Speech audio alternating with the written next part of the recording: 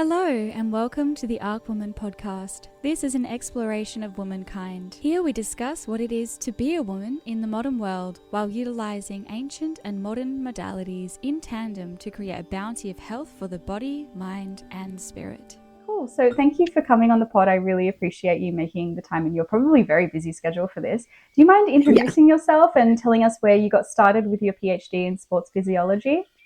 Yeah. So it's funny because I just ran a marathon this weekend. So if I'm a little tired today, it's because I just ran a marathon 2 days ago. Yeah, I did on Saturday, my first road one. But that's a perfect introduction to who I am as a person, I think, is that I actually ran a marathon this weekend and here I am. So I kind of grew up a lifelong athlete, super into sports, super into fitness. And I joke that I fell in love with fitness first and then I found science by accident. So I went to college originally, sports was my whole thing.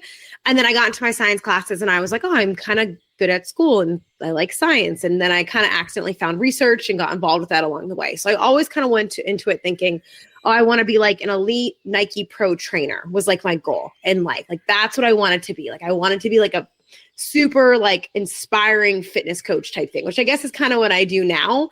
But that was always my goal. I never really thought of like science and research as I didn't even know that that was a thing. Honestly, I kind of found out about it later in college. And so once I got exposed to research, exercise physiology lab, found out about graduate school, like I was like, oh, I could become a doctor in exercise. I was like, that's really cool. So then I immediately was like, amazing. Like I want to go to graduate school. So then I got my master's and then my PhD in exercise physiology. And then specifically, all of my research studies have always been about women, primarily related to metabolic response to what we eat or how we move. But then my training in general has been in the field of exercise physiology and exercise science. And so that was where I kind of got involved with more research and did a lot of my dissertation studies. And then I did a postdoc in menopause on top of my PhD, just continuing that. So I kind of had a nice breadth and depth across the postdoc on top of this. Yeah, just ultra marathons. Yeah, I mean, and then during all this time, I was doing powerlifting competitions, and then I got into trail and ultra marathons, and now high rocks, and then I just did my first road race. So I've always trained very athletically during all of this. So, I'm in school studying, but like, I love exercise. I'm obsessed with exercise so much. I wanted to go to school and like learn as much as I could about it. And so I kind of like just followed that passion and paralleled it the whole time by continuing to like, do those things myself. And then like I started a training and coaching business, of course, during this time, first to kind of help me pay the bills of graduate school. And then that kind of became my full-blown career on top of science communication and all of that stuff. And I'm still somewhat involved in research and science as much as I can be with the capacity that I have. And so I kind of wear a lot of hats, jack of all trades, but I joke that I'm a master of a few now. Yeah. I used to say jack of all trades, master of none, but like I'm a jack of all trades and a master of few now.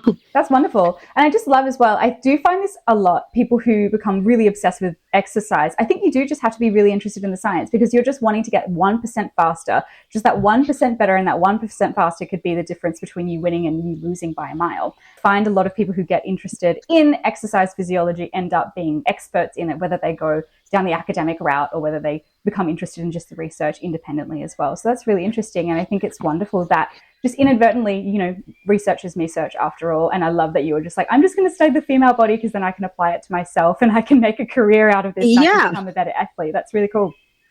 Yeah. And it's so funny. I think, as much I got really into performance stuff a lot more through like my coaching and my own training. But for me, I always wanted to go the route of like, okay, well, exercise is such a powerful tool for health and a lot of people don't utilize it for health. So I originally like kind of went into like my master's and even my PhD of like, how do we improve like metabolic health and long-term health and stuff like that? But then exercise is good for you, right? And then how do you get people to exercise? Well, like purpose-driven goals are typically more motivating, more enjoyable, if you're training for that little extra 1%, you're not, it's more fun sometimes than like training for this like looming cloud of like age or changing your body or obsessing over this punishment that you have to do. Like it kind of gamifies it a little bit too.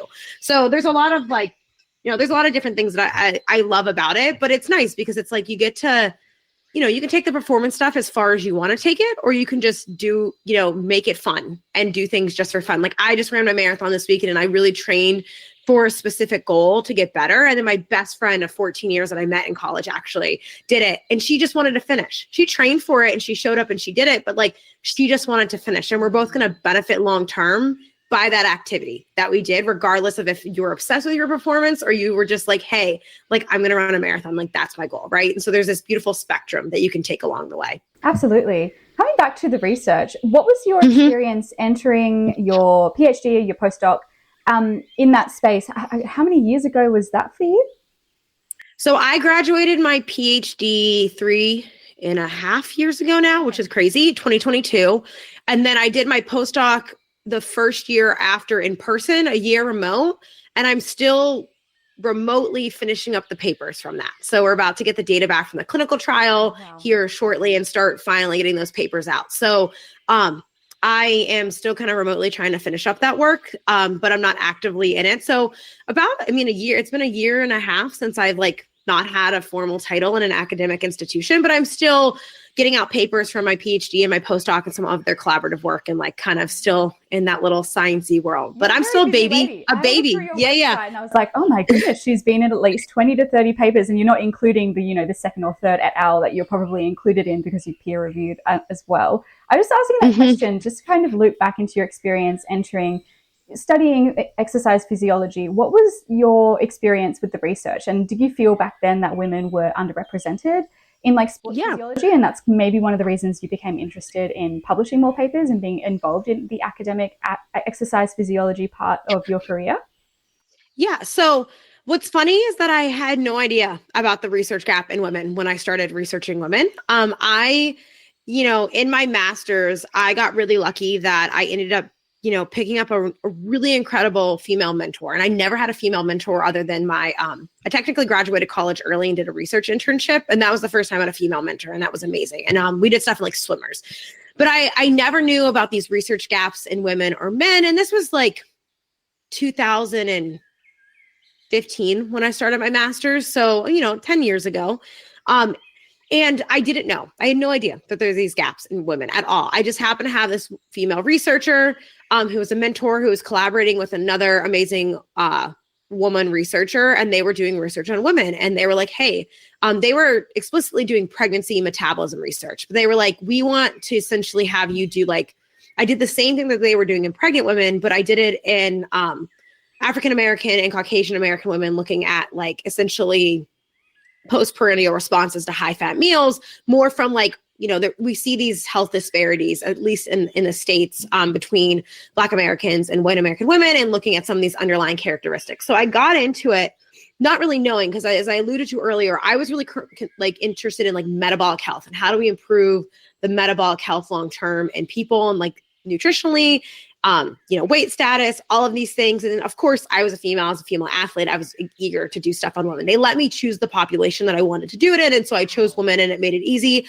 but I didn't know. And then even at the time I was doing these other projects in my master's, and they included women in those studies. It was never a question. So I was living in this bubble of not knowing that there was these gaps and these obstacles that people, all these things. I had no idea.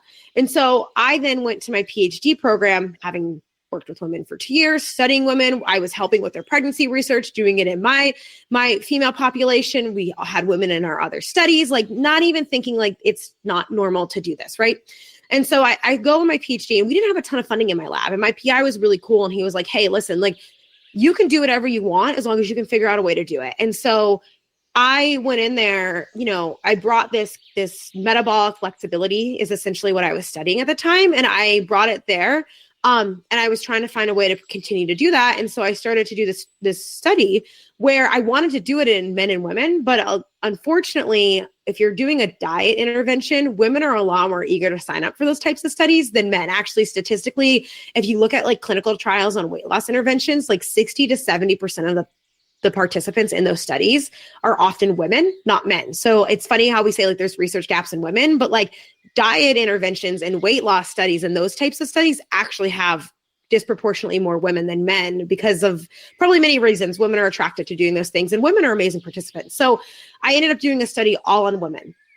And that, I was very interested in looking at sex differences and things. I was a female athlete. And then I kind of got into that early wave of learning about like, you started to hear, this was before cycle syncy stuff was like really big, right? Or it was just like the very beginning whispers of it. And there was this, this was when we didn't have as much data as we do now. Now, of course, we need more data, but we didn't really know if these things that were like pretty good hypotheses really panned out in the research or the literature or what we were seeing. We just kind of had like, well, it made sense logically that these sex hormones that fluctuate and change could have impacts on performance, metabolism, all of these things, right? And so I got really excited as a young scientist. I was like, why isn't anyone researching this? Why isn't anyone asking this? I was like, this makes so much sense. So I did this first study in sex differences, in men and women, looking at this response to a high-fat meal and metabolically, and then trying to find a way to like test metabolic flexibility like during exercise, because that's another way of testing and straining your metabolism.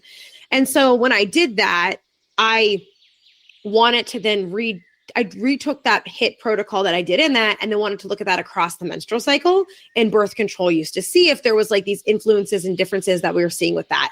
And that's when we started to see a lot more stuff come out on these gaps. And so me and my friend, Emma, actually ended up publishing the Invisible Sportswoman paper during COVID. That was like our COVID pet project of looking at like, what is the rate in these top journals in the field of how many studies are being done on women and how many of them are including women, and like really started to unpack like, okay, there are these gaps in sports physiology.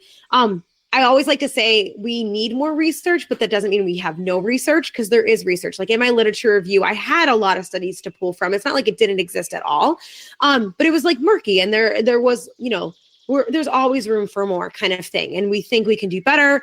And then there started to be these big pushes that happened probably in the last 5 years, some amazing researchers leading this, of being like, hey guys, like we shouldn't be excluding women because of their menstrual cycles, because it's more complicated. We should consider the fact that menopausal women have health and performance goals too, right? We should be considering if these things are an issue, if they're not, and understanding them more, or we should be controlling for them in studies or looking at them. So there's been this amazing push in probably the last I want to say 5 years, especially. I think a lot of that coming out of COVID, a lot of people wrote some reviews and meta-analyses on that. And so it was kind of like I fell into it by accident, that I was inspired, and then I just kind of kept going with it. And so I always like to brag that I've never published a study that didn't have female participants included in it, which shouldn't be the standard, right? And it's funny because I was a PhD student with very little funding, just getting graduate school degrees of a couple $1,000s at a time, figuring out how to test ovulation and cycle track. And I was like, it's just lazy, because a lot of people weren't studying it, because you have to control for hormones, or if you're testing like, you might be able to test a male participant 4 weeks in a row, but if you're controlling for cycle phase, you might have to do once a month in female participants. But like I have never done a study or been involved in a study, whether it was my birth control groups, my menstrual cycle groups, my postmenopausal women, and my postdoc. Women are incredibly flexible, amazing participants who are so willing to do things. If they, even our postmenopausal women and my postdoc, they were like, this data will never benefit me, but I want it to benefit the women, coming up behind me. And so there's just this narrative that it's complicated, but like, I don't want to say my male participants aren't good participants, but like my women that I've tested in my studies, they are always the most willing to do all of these crazy things, right?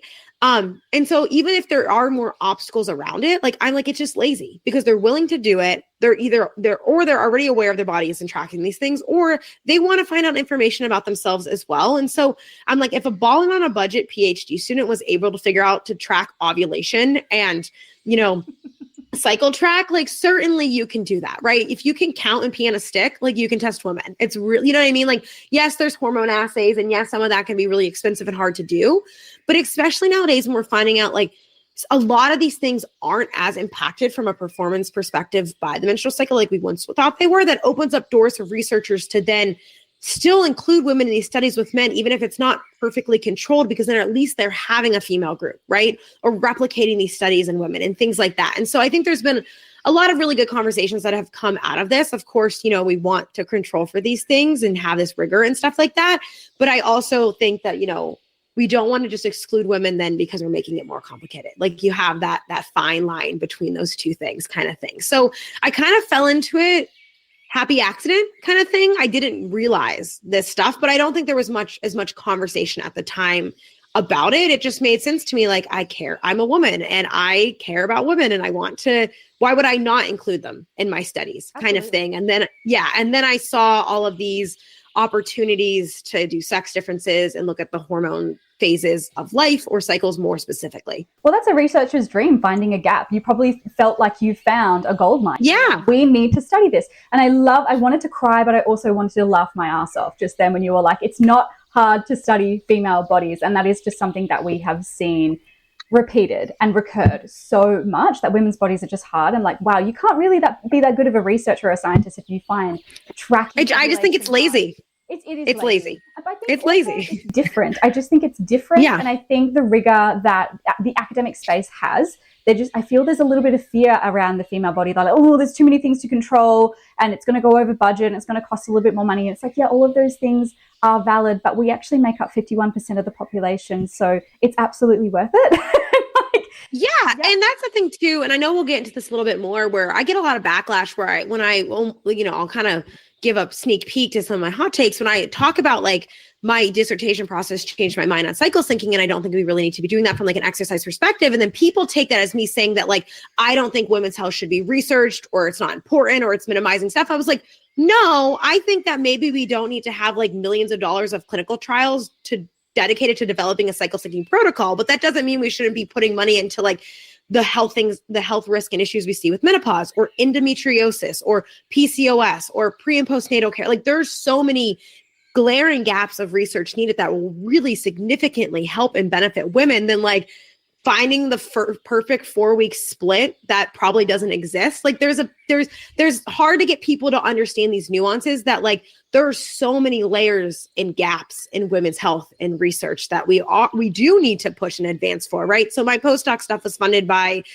in the States, we have the Women's Health Initiative that comes out of the NIH, and research has kind of been wonky here over this year in general, but like there's studies that do specifically set aside funding for women's specific topics in these trials that are looking at these things. And so there is places where they are pushing for these things. And of course we need more.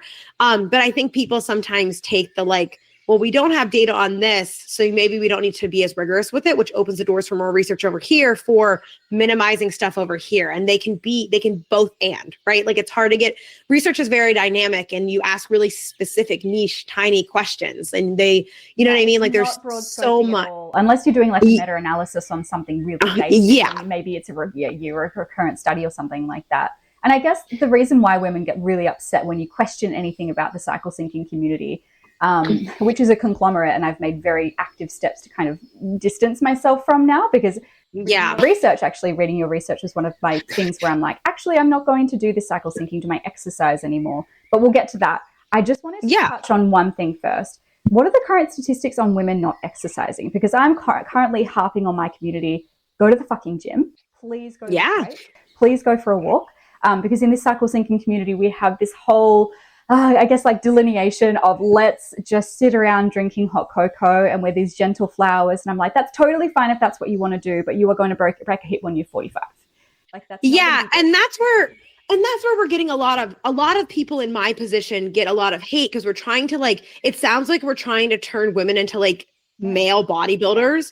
And that's not the case. And this is my big argument against this. If your body wasn't made for exercise, why would it adapt and respond to it? Yes. Why would we adapt and respond to it? Right? Like if it wasn't made to do that stuff, then we have studies where if you have women do cardio, they get fitter. If you have them lift weights, they get stronger. Right.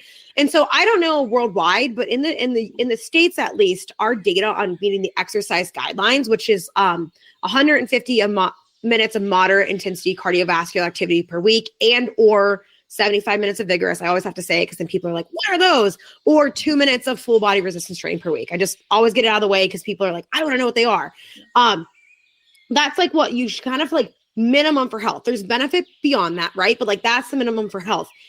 In the States, women meet those guidelines significant, like 10 to 15% less than males. I mean, the guidelines aren't met for a lot of people in general. At least in the States, we have a very sedentary population. And that's the whole thing. But worldwide, we see similar stuff. I mean, Europe's very walkable. I don't know about New Zealand and Australia specifically and things like that, how they are differ. But very westernized. So I assume it's probably a similar, right? And so, but what we see is this glaring decrease in participation in physical activity that happens in the 30s, which is when we also see these rapid declines. Now, I'm not too ignorant to know that overlaps with pregnancy and postpartum and raising families, and that's a whole thing, right? But women are significantly falling below the standards of exercise guidelines than men. And that is an issue, because it does not matter if you have the perfectly pinkified split.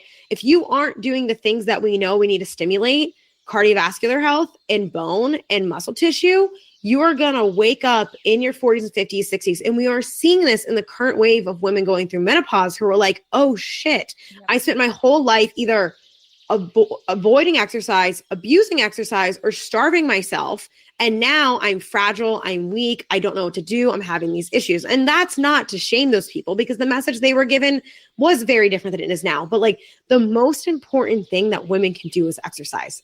Like, the most important thing they can do for their health, for their bones, for their muscle, for their longevity. And it's crazy to me that that has been framed as like a masculine and male thing, where if you like, when they like all muscle, like on women is female muscle, like that, you have it and it responds and it adapts. Like, that is, estrogen plays a role in exercise and muscular recovery and adaptation. Like, if your bodies weren't made for this, they wouldn't do it. Right. Like, that's just, and so yes, it's statistically, they resistance train far less than men, even though we are seeing that improve, but that's in like the niche circles where it's a trend. Right. And even cardiovascularly, like, we are just farther below it. And that is an issue for long-term health, fragility, longevity, all of those things. So it is, I don't know worldwide the statistic, but like, it is a concern. And or women fall out of sports participation earlier. And that is due to hips getting wider, menstrual cycles, breast tissue, uncomfortableness. That's maybe not the word I'm looking for. Discomfort with your bodies. So I also think there's this influence of like, women and girls aren't exposed to exercise in the same way in their youth either. So they're not continuing participation in rec league sports or fitness, or they weren't like me, right? Most women didn't grow up going to the gym after school and running 6 miles by themselves like me. Like, that isn't normal. And then can continue that out. Like, unless you were an athlete, you weren't exposed to that stuff. And so, yes, we are not exercising enough is the long story short. Yeah, absolutely not. And I guess that has like really negative long-term outcomes on women's health. My next question was like, what exactly is muscle mass and fat mass? Because you have touched on those things a little bit, and I'm just going to open up the space for the fact that there are just some women who just don't know about it. Yeah, absolutely. What is fat mass? What is muscle mass? What do we want more of? How do they differ in terms of health impact as well? If we could touch on that, that would be really great. Yeah, absolutely. So your body composition is what, when people say they want to lose weight, typically what they mean is they want to lose fat mass. You don't want to be losing muscle mass. You actually never want to be losing muscle mass. Debulking is currently a trend that I also really wish would die, because it's like, that is just such a terrifying. And I think terrifying off of Ozempic, but that's a whole other conversation. Yeah, it's a whole other thing, right? And so your body is made up of a lot of things. You have bone, you have fluid, but when you think about like your tissues, that when you're thinking about like body composition, there's multiple compartments that you can break your body into, but the most simplest form is fat mass and lean mass or muscle mass, right? And so when you think about body composition, your body is made up of fat tissue, which is adipose tissue, and that's the soft, squishy tissue that you store both around, your anywhere in your body, but we typically think about it like belly fat, around our hips. Premenopausal women tend to store more of it in their hips, glutes, lower body. And then postmenopause, it tends to shift more central to the abdomen. Everyone's different. Your genetic makeup of where you store your body weight is going to be different. I store all of my fat, it seems, in my stomach, and like barely any on my arms and legs. I was just with my friend this weekend who stores it all in her lower body, and it's like her torso doesn't have an ounce of fat in her. So like, woman to woman, it's going to be different. Women also have a higher percent of body fat on average than males, and that's a protective mechanism, to support metabolic health, hormonal health, fertility. You are supposed to have more fat than men. You also have more fat in your breast tissue. So a lot of that is what we think of as subcutaneous adipose tissue. So like right below the skin, anything that you can kind of pinch or see or poke or whatever we tend to do to ourselves is subcutaneous. Then we have visceral adipose tissue, which is what is more around our organs. That's the fat that is more inflammatory. It's not good. It's related to more metabolic risk factors. And we do see postmenopausal shifts where that increases because we not only store more fat in our like midsection postmenopausal, it's more of a male storage pattern. We also tend to store more around our organs. And that is the one that is problematically associated to health risk. And we can talk about that in a little bit here. Then we have muscle mass. So muscle and fat are totally separate tissues. Muscle and fat don't turn into each other. There's not like this weird shifting thing. I don't know if that's still a trend.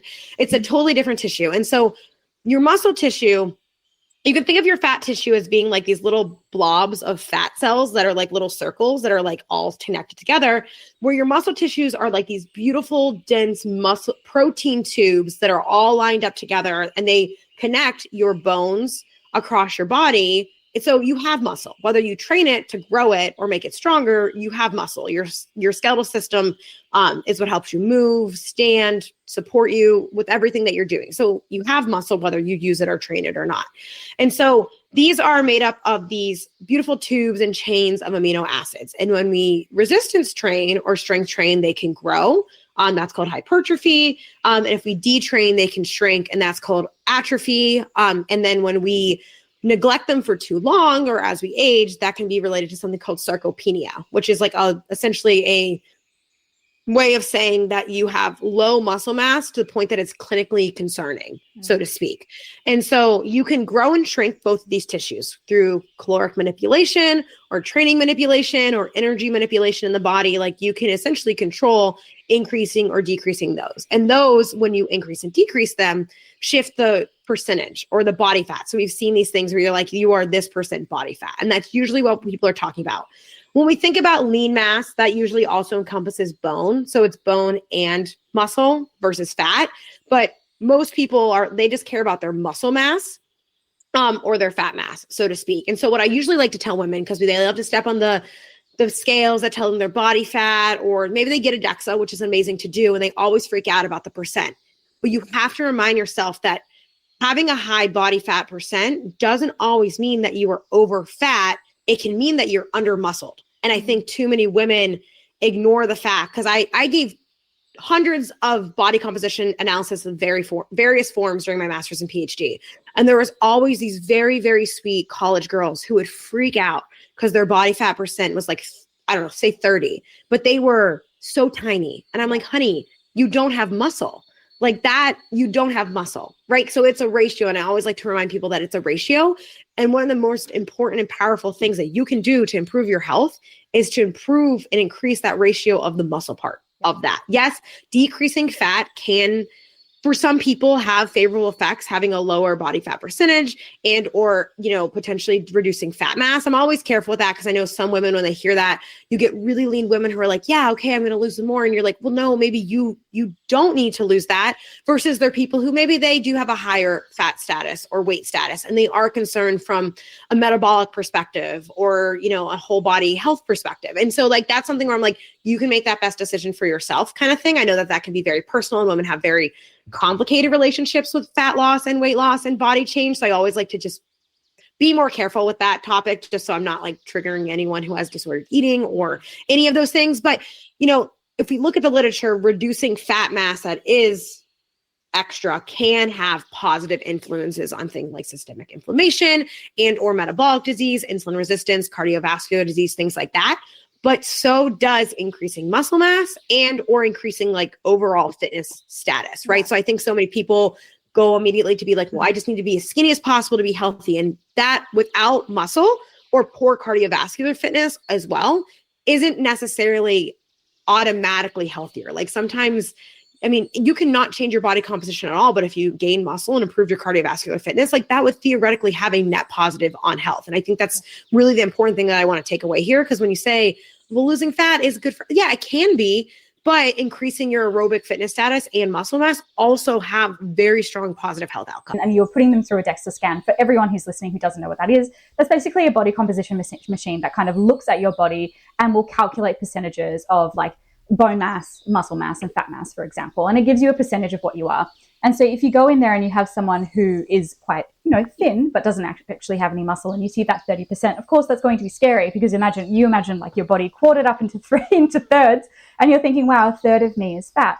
And it's really sad that the immediate thought of those women is, I need to lose this fat instead of I need to gain muscle. It's always, how can I become smaller?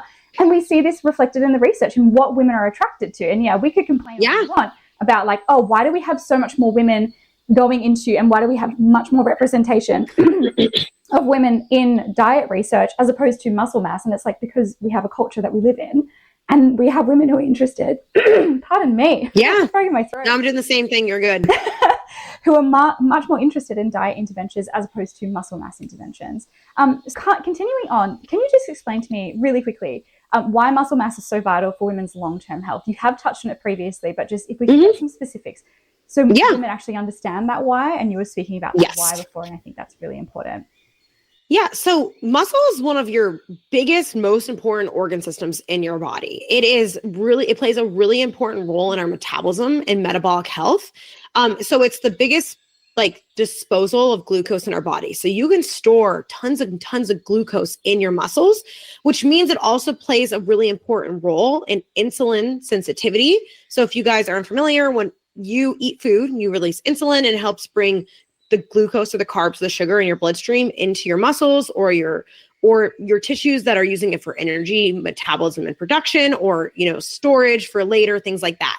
But when you also exercise or move or walk or whatever, your muscles themselves also contract and bring that in on their own without insulin. So having a lot of muscle and being very active can play a really important role with reducing how much insulin you potentially need to, stimulate that uptake, which insulin resistance or type 2 diabetes occurs gradually over time by needing more and more and more and more insulin in order to essentially open those little doorways in your muscles or your tissues to bring in that carbohydrate in. So to have it be able to do it on its own, or support that on its own, or have a place to store this in your muscles rather than it being metabolized and stored into fat or used for energy and then fat being preferentially stored, you have this amazing, incredibly metabolically active organ in your body that is working in your favor to help with those things. And so muscle plays a really important role. It gets a lot of hype for that, but it also plays important roles in fat metabolism, lipid metabolism, and lipid storage and things like that, which is a fancy word for fat. And the more it also it's not just, more muscle, right? People that is important. You want to have that for strength, power, and or support. As we age, you're going to start losing muscle at some point in time. Now, the more you train, the slower you reduce that rate or prevent that rate to some degree. But as we age, we get weaker, less powerful, slower, and or more fragile. So you're not as explosive. You can't support yourself. Think about the older people that you see that move really slow. They walk really slow. They have a hard time getting in and out of a chair. Having muscle and then training it to also be strong and powerful is what we want to do. You want to prevent and slow and reduce that as much as you possibly can. And we see this all the time, whether it's in studies or anecdote of these older people who are in their 80s and 90s who are, and yes, they're slowing down. You're not going to stop it, right? But you're seeing them have these VO2 maxes or muscle characteristics or capacities that are of people in their 70s or 50s or whatever it is, depending on what they're looking at and whatever the flashy headline is. And of course, there's going to be aging we're not going to be able to prevent, but you can preserve and reduce and slow down so much by having this strong muscle tissue. And women are at higher lifetime risk factors for fractures. And this is the really scary statistic, is that if you suffer a hip fracture, your rate of mortality or death within 6 to 12 months from that is rapidly increasing. And I say that with no judgment. That happened to my grandmother. I knew the second my grandmother broke her hip, she was going to pass away in the next 6 months. I just knew it. I knew the statistics. I knew how fragile she was. I knew how, frail and weak she was. And to regain that at 86, I just knew it was going to be really hard, right? I wish she had better for her at the time, right? But that now we know better, right? Moving forward, and we can choose that for ourselves. And so people think of just weight loss and fat loss, but they don't think about how much you want to be able to preserve your life and the quality of it. And muscle tissue really does that, because it is going to decline or get slower. And so we have sarcopenia, like I mentioned earlier, which is loss of muscle mass itself. But we also have this new term that's came out recently called powerpenia, because having muscle is great, but you want that muscle to be functional. You want to be able to be strong. You want to be able to move things, lift things, move your body, engage in your life kind of thing, and have that power to do things, right? And so that when you think of lack of power, like you can think of power as like, think of the elite athletes you see be very explosive and they jump really high and they move really fast. Like that's an example of power. But also think of that elderly individual who moves really slow. That's an example of lack of power. They might not be able to move fast enough to catch themselves if they're falling, right? Or if they're tripping, being able to react with that kind of thing. And that also comes with balance and proprioception and things like that.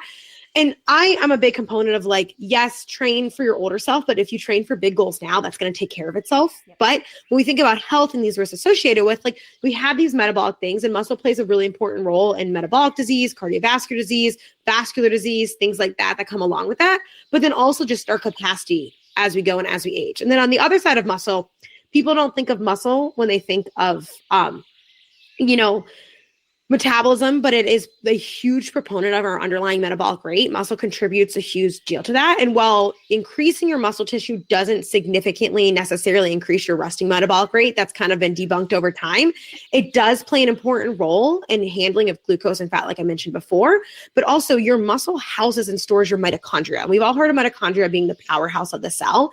And no one ever thinks about like cardiovascular exercise conditioning the muscle. They just think of your heart and lungs. They don't think about the fact that the muscle is also adapting to cardio training. And it does this by improving and increasing the number or the density or how well the mitochondria in your muscle work, which means that you're better at using oxygen, which means you're better at energy metabolism. So you're better and more efficient. This is a lot of what my master's and PhD work was this component of like metabolic flexibility. So if you have a bunch of carbs and fats or proteins or a ton of calories, or you eat a big meal in your system, your body can kind of be like, okay, you go here, we're going to store you here, signal here, increase this here. And people who are more fit in general or have a lower body fat status are better at that.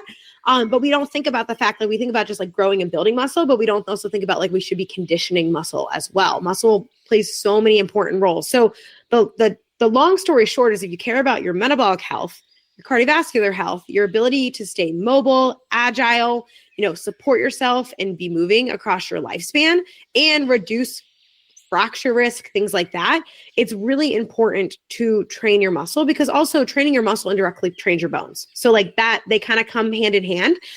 So they kind of work together. And so having and training muscle is really important, but we start to lose 3 to 8% of our muscle per decade, starting at 30.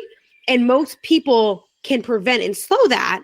But by training, right? That's not true for everyone. I'm 32 right now, and I can tell you right now, I got plenty of muscle mass and I'm not losing it anytime soon. Eventually I will, but training it can slow or prevent that decline for a very extended period of time. But then we see that overlap of that also happening concurrently with women who never strength trained or don't engage in a lot of physical activity across their lifespan to begin with. We have the peak bone density happening in our 20s up to 30. Not that it's impossible earlier on.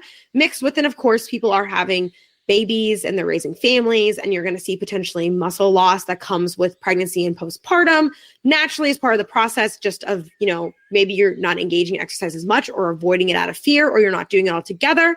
And so then I have this theory that this rapid decline in muscle mass is also increased by these phases of like pregnancy and postpartum. And then they line up right on the backbone of menopause, right? Like, there's definitely probably a timeline component there, but it is so, so, so vital because we have lower muscle mass to begin with, right, than males, but also we see these more rapid declines that are probably, the menopause transition doesn't appear to directly cause muscle loss in the way that people think it does, but it influences so many things that can contribute to that if we're not taking care of it, or having muscle will help support you better through that. Like there's kind of this delicate conversation there within that, but we see greater lifetime risk in metabolic disease in women that happens post-menopause. And, again, if someone listening to this post-menopause is like, man, I'm bad and wrong for not doing that stuff. No, it is never too late to start. But if you are premenopausal in your 20s, 30s, even your 40s, and you haven't hit perimenopause yet, or even if you are in the middle of perimenopause, like it is so important to start now and build and preserve what you can, kind of thing. Like you want to put yourself in the position of being as resilient as possible. And this is true for men too, but they probably have a later onset of when this stuff starts to like decline for them in their old age. And so the most important thing that you can do is start in your 20s and 30s and teens. But if you didn't, start now. Yep. But really think about building that metabolic machinery. That is your insurance policy for your metabolism, for your health. And, honestly, if the only thing that convinces you listening to this, because I know women still at the end of the day, they're like, well, I want to look good and I want to like have this certain body type. My body composition. Yeah. After lifting weights, and amazing. So stronger. I can dive better. Yes. I garden better. I can pick up heavy shit. Like, I get more out of my life. And I just think, again, it comes back to that women who just wanting to be smaller and wanting to be less. And I'm like, no, but you get way more out of your life if you become really strong. And honestly, all those pursuits of weight loss and fat loss and an improved body composition, like all of those things are a lot easier if you take care of your body and support it and have muscle tissue to help you do that, right? It's very metabolically active and it's very energy costly to build muscle and it's very energy costly to maintain muscle. And it's also contributing to all of these things that are just a lot easier if you condition and train your body to do them, kind of thing. And so it's hard to explain that to people because they think, well, you're just saying burn calories with exercise. I'm saying, no, I always like to say, build the car by building muscle and then increase the cylinders on the engine with cardiovascular activity. And that's how you have the most efficient machinery that you can possibly have. Mm-hmm, amazing. Okay, so everyone's listened to that and they're like, okay, I'm going to head to the gym tomorrow. And then they'll start researching and they'll come across things like progressive overload, strength training. What does this mean? Can you break this down so women understand it? Because even in my research a year ago when I started to weight train a lot more, I got very confused about this terminology. It's very overwhelming. And I really have a lot of sympathy for the fact, and that's why I alluded to like the lack of sports participation and dropout earlier, is because a lot of girls and women didn't grow up being exposed to weight training like I did. Like, I'm very lucky that the soccer and the wrestling coach just saw a girl wandering around the weight gym and was like, can I teach you how to lift? Like, young girls don't have that, or unless they play a sport, right? But a lot of women weren't raised with this exposure to gym and strength or any of these things, where it's men or boys tend to favor that because that's what they want to do. They want to look big and muscular and strong. So they have this kind of experience. And also, I taught intro to weight training in my PhD. They also have an unnecessary level of confidence of what they're doing is correct when it's wrong. And so I want the ladies to take that into the gym with them. I felt terrible. Some of my female students would hide, and these men would show me their training plans. And I'm like, this is the worst training plan I've ever seen, but go for it, buddy, because you're doing something I don't care. Like, you know what I mean? I was like, whatever. Like, I'd give them some advice, but they would be so confidently wrong in what they were doing. And then like my amazing little female students would just be so embarrassed. And I'm like, you deserve to be here. You deserve to take up space. So like, first and foremost, I really want to open with it. It's so intimidating and it is so overwhelming and it is so confusing. And I will give a shameless plug here for you guys. I put out a lot of really good free content on my YouTube, and I have a lot of I love beginners. I love people who start.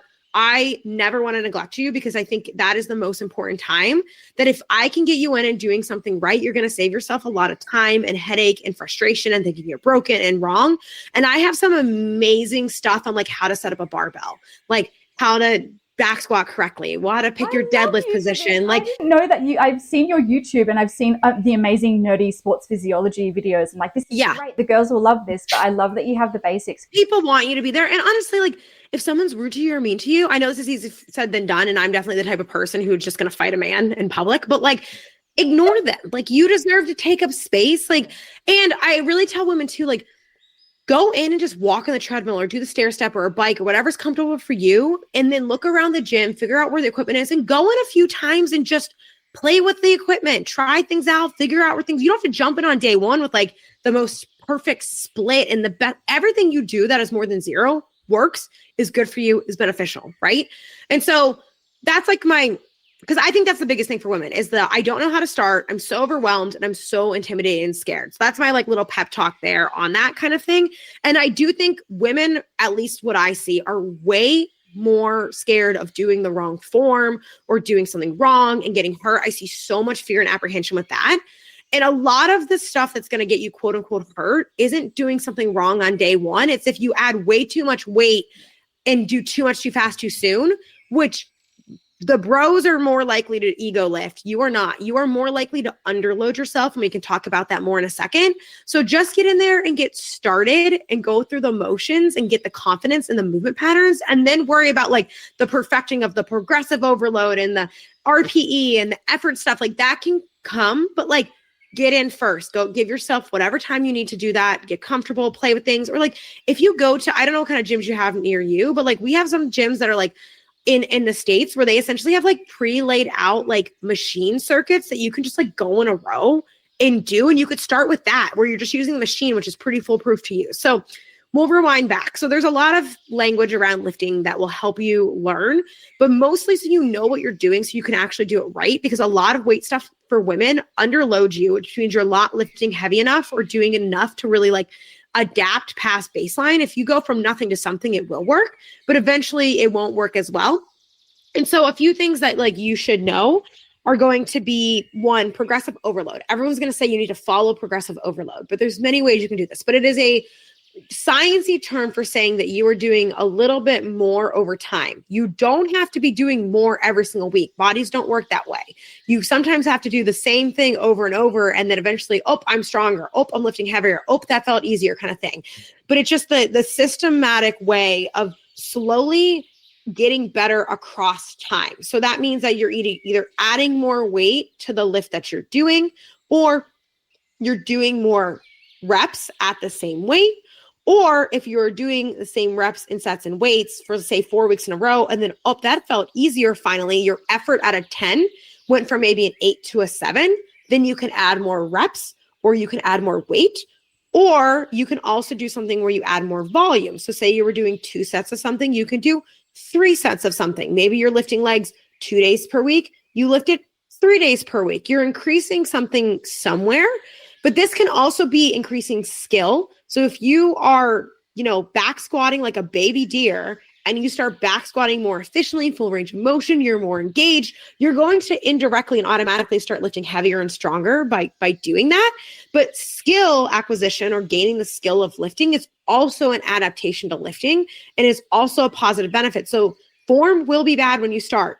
It can be, you can start in a way that isn't like going to snap you in half, which is very rare, but you're going to look wonky. And that doesn't automatically mean you will get hurt, but you will improve that. And that is a form of progressing, because your nervous system integrates with your muscles and they get better at interacting and firing and contracting and figuring out how to move. Think about how your baby or my nephews or a child walks all wobbly and doesn't know what to do, and then they get more efficient at climbing and moving and learning their body. That's what you are doing in the gym if you've never done that before. And so there's a lot of ways to quantify progress, but in some way or another, you are improving in what you are doing across time. And the easiest things to do that with is just adding more weight or doing more reps, is what most people usually boil that down to. But I think a lot of people don't look at a lot of things for progress. And so when you're in the gym, you also have things like reps. That's how many repetitions of something you are doing. So if you did, and then you have sets. So that's how many sets you're doing. So 3 sets of 10 reps would be like 3 times you do 10 reps of a single exercise. So that's reps and sets. And then frequency is how often are you doing that? Are you doing that 1 time per week, 2 times per week, 3 times per week? And then volume is how much of that you're doing overall. This seems really confusing. For most of you, the sweet spot is going to, you can get like very minimal but maximal adaptations somewhere between like 4 to 8 sets per week of major muscle group. And I can talk about those in a second. And then taking them to somewhere around a 7, 8, or 9 out of 10 effort. We can talk about that here in a second as well. So it doesn't need to be a ton. Yes, the bro science hypertrophy literature will tell you like 10 to 15 or 15 to 20 sets and blah, blah, blah, blah, blah. You can get so much done with just a little bit, even to start. You can always add more. You can always start doing more, but that's a great place to start.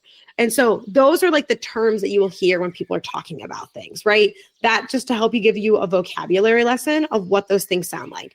But then when you're lifting in the gym, people are going to say the main lifts, the compounds, the staple exercises. And that's what they mean by that are things that are like a squat pattern, a hinge pattern, or a deadlift, picking something up off the floor, a pushing pattern, so pushing away from your chest or pushing overhead. There's 2 types of pushing patterns, or a pulling pattern. So you're pulling something towards your body. Think a row. so to speak. And then you have core and other things that you can do. And so a well-rounded program is going to have at least one movement in all of those planes of motion. And by doing so, you will hit in the squat pattern, your quads and glutes, the hinge pattern, your hamstrings and glutes, the pressing from your chest and shoulders, pressing overhead, your shoulders again as well. And then pulling towards you, you're going to get your back. And then with all the upper body things, you'll get your biceps and triceps and forearms indirectly with all of that. And then you will, then obviously core is just supporting your abdominal muscles, which are supported through all of this. And by doing those main movement patterns, you will hit all of the major muscle groups of your body in some way or another. It doesn't have to be a barbell. If that intimidates you or you have no desire to use a barbell, it can be a Smith machine. It can be a machine that's preset. It can be dumbbells, with my only caveat there is if you're just doing it from home to start, you might need more weight to begin with. Or if you're in the gym, don't be afraid to use heavier dumbbells or kettlebells, things like that. You can progress with free weights. But like a lot of women, they stay have like these 10-pound weights or 5-kilogram weights, you guys, that they just never lift more than. Again, it's better than nothing, but you probably need more over time. But like if you were just doing one exercise of each of those movement patterns in the gym in a single workout twice a week is an amazing place to start. That is a fantastic place to start. Just going through that. And you can do more, of course, over time. But I think that's like the minimal effective, great place to start.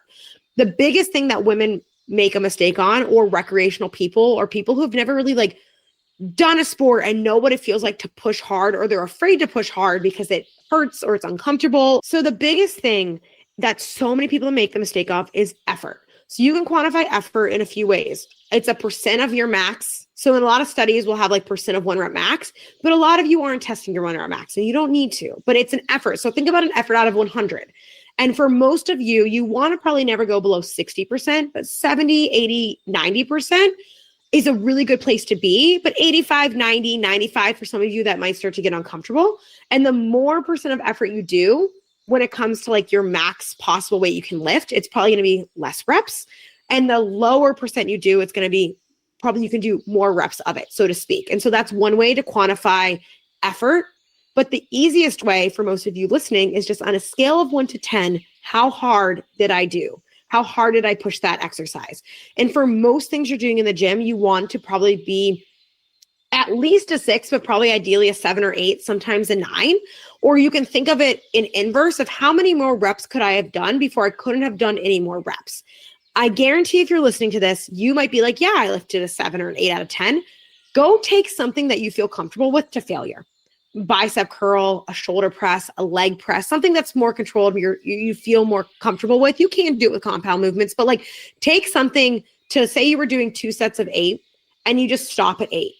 You never question anything. You just stop at 8. Keep going. Yeah. Keep going. 12 and see how many more you do.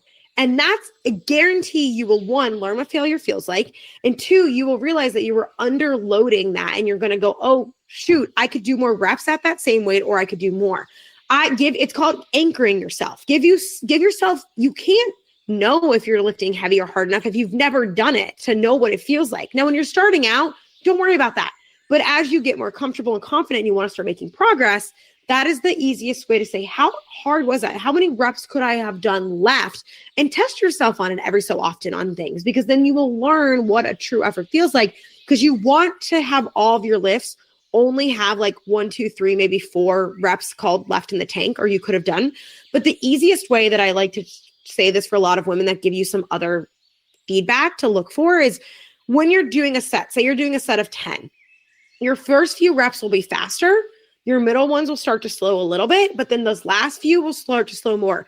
If your sets aren't slowing down and they're the same effort or pace the whole time, you need to lift more. If you can just look around the gym, you're unfocused, you're thinking about all these things, listening to an audiobook, going through to-do list in your head, going through the motions of a lift, you probably need to lift harder. Intensity also makes it interesting. So if you're bored in the gym and you don't think lifting is fun, consider increasing the weight, because that will increase the intensity and that will make it it will be harder, but it won't feel boring. Like you're going through the motions. And then my last one is if you feel like you don't need any rest at all, you could be doing burpees and jumping jacks or running around in between exercise sets. You probably need to be doing more weight because you should feel like you need, especially on like big compound movements, like the squats and the hinges and the presses, you should feel like you need a minute, 2-3 minutes in between those to fully rest. Maybe like a bicep curl or an isolation exercise, you might need like 30, 60, 90 seconds. That's fine. But you should feel like in these heavier, harder exercises, like you really need to take a break before you could execute that same level of performance again. And you guys can inch towards this stuff over time. You don't have to jump into like a powerlifting bro bodybuilder split on day one. Like just starting and gaining the skill and easing into this over time will progress you. Anything is better than nothing. It's all working. Great, amazing, do that. But as you start to make progress and feel more comfortable, then start to think about these things and thinking about, okay, well, was that heavy enough? Was that hard enough? I have a video and a podcast episode too called Make Progressive Overload More Interesting. And it talks about these things so you can like kind of think through and listen through like how to do that kind of stuff. But that's where most women make the mistakes. They go through the motions of lifting, which is great to start, but then they're like, well, it's not working for me. I'm not making progress. It's, blah, blah, blah, blah, blah. Well, it should feel hard. Like if it doesn't feel hard, or you don't know what hard feels like, figure that out and push towards that. And you will see amazing results because so many people and a lot of programs target at women have all this reps and sets. They'll be like 4 sets of 10 this, 4 sets of 10 this, 4 sets of 10 this. And it'll be like 10 exercises in a program. You can do 4 or 5 exercises in a lift and only 2 to 3 sets. But if you take them to that true like 8 out of 10 effort, you would actually get more results and more progress than doing more but underloaded. And that's where I see a lot of programs and or stuff targeted at women making a big mistake. So hopefully that's like a little lesson for your audience here. And thank you so much for breaking all of that down. It was such a beautiful breakdown, what you just basically said. You just laid out, this is how you plan out a workout. These are the sets that you do. I think that's really, really helpful. I guess the next thing that I'm going to bring up is Pilates and yoga. And I think that really plays into women lifting light, lifting frequently. And I would even say in a more cardio based, like I wouldn't even really say that's building muscle. I feel that's more of a cardio based exercise that you're isolating different muscles with weights. I wouldn't necessarily say that is necessarily weight lifting. So can you speak to Pilates, yoga, and like these lightweight exercises? Is this going to be enough on its own to maintain strength and health? I already feel like I know the answer. Don't come to me with your pitchforks. When I talk about this, people are like, you're such a hater. And I'm like, ironically, me and my physical therapist were like, maybe in my off season, I do a little bit of like Pilates type stuff for some of my hip stability because I'm hypermobile and that could be helpful. So I don't want to say that there's like, I joke that I'm gonna have to become a Pilates girl and everyone's going to be like, haha, see? But so I wouldn't even consider them necessarily cardio as much as they are more like isometric and muscular endurance, so to speak, kind of way. They aren't bad. People think that when you say Pilates isn't formal strength training, they're thinking that like you're shaming people or saying it's bad. Again, if you are only ever going to do Pilates and you're not willing to do anything else, because that's amazing. That's fantastic. That's better than nothing. If that gets you started, amazing. I think that if you want to do it, it should supplement or complement your resistance training because to some degree, there is, if you're doing reformer Pilates, yes, there's the springs and you're using your body weight resistance. Like that's amazing. But a lot of it is underlooked, especially if you're thinking like the little pulses and the isometrics, like more bar type stuff. Again, it's not bad, but it isn't going to be adequate enough of that stimulus or that percent of that 1 rep max that we were talking about earlier before to recruit muscle fibers in the same way. Now, we will see hypertrophy responses for things that are upwards of 30 reps, between 30 to 60% of our 1 rep max, if taken to failure, like 1, 2, 3, 4 reps shy of failure. That's what we see from this like hypertrophy literature. So if you are in a Pilates class and you're starting out and it is taking you 1,000,000 reps in sets and you are that close to failure because you are more weak, if we're just going to put it blank, like that's fine and that's great, but you're probably going to need more to actually truly gain muscle, but especially bone. I know we're not talking about that, but you're going to need more loading for that. I think the Pilates girlies that are lifting and complementing with the Pilates have the best recipe for it. I don't want to shame Pilates, and I know it's very female and woman targeted. Yoga isn't really doing, and yoga is amazing. It's an amazing practice. It can be, for, meditative type reasons, stretching, isometrics. I know that these things are challenging, but I think that there's this idea that just because something feels hard and it's challenging, that it is enough of a stress and stimulus for tissue to adapt. And that's where that dichotomy is coming from. That doesn't mean these things are bad or you shouldn't do them or they aren't hard. They are hard, right? I'm sure if I went to Pilates class, I would get my butt kicked, right? Even though I can lift hundreds and hundreds of pounds, right? But they should be thought of as more complementary or supplementing along these things. And if you love them, amazing. You don't have to go into a 5-day-a-week lifting split to see results. Do the 2-day-a-week full body thing and then do Pilates for the rest of your training if that's what you want to do. But you should be incorporating something slightly heavier and or less reps with more load. And whatever the way that looks for you, then your Pilates classes that are these long isometrics or a bunch of reps at a very light load, you would want to complement it with the opposite. So it isn't, people come to you with pitchforks. It's not that it's bad. It's just probably not enough, at least after the early adaptation phase. We're not having yoga and Pilates as the baseline and then adding on resistance training. It's resistance training as the baseline and then we're adding something else on top of that. And I think people get really confused because they go to a Pilates class and they go, I just got my butt kicked to the highest degree. And there are all of these really viral videos of bodybuilders that go and do Pilates classes. And the whole joke is that, oh, look how much of a hard time they are having.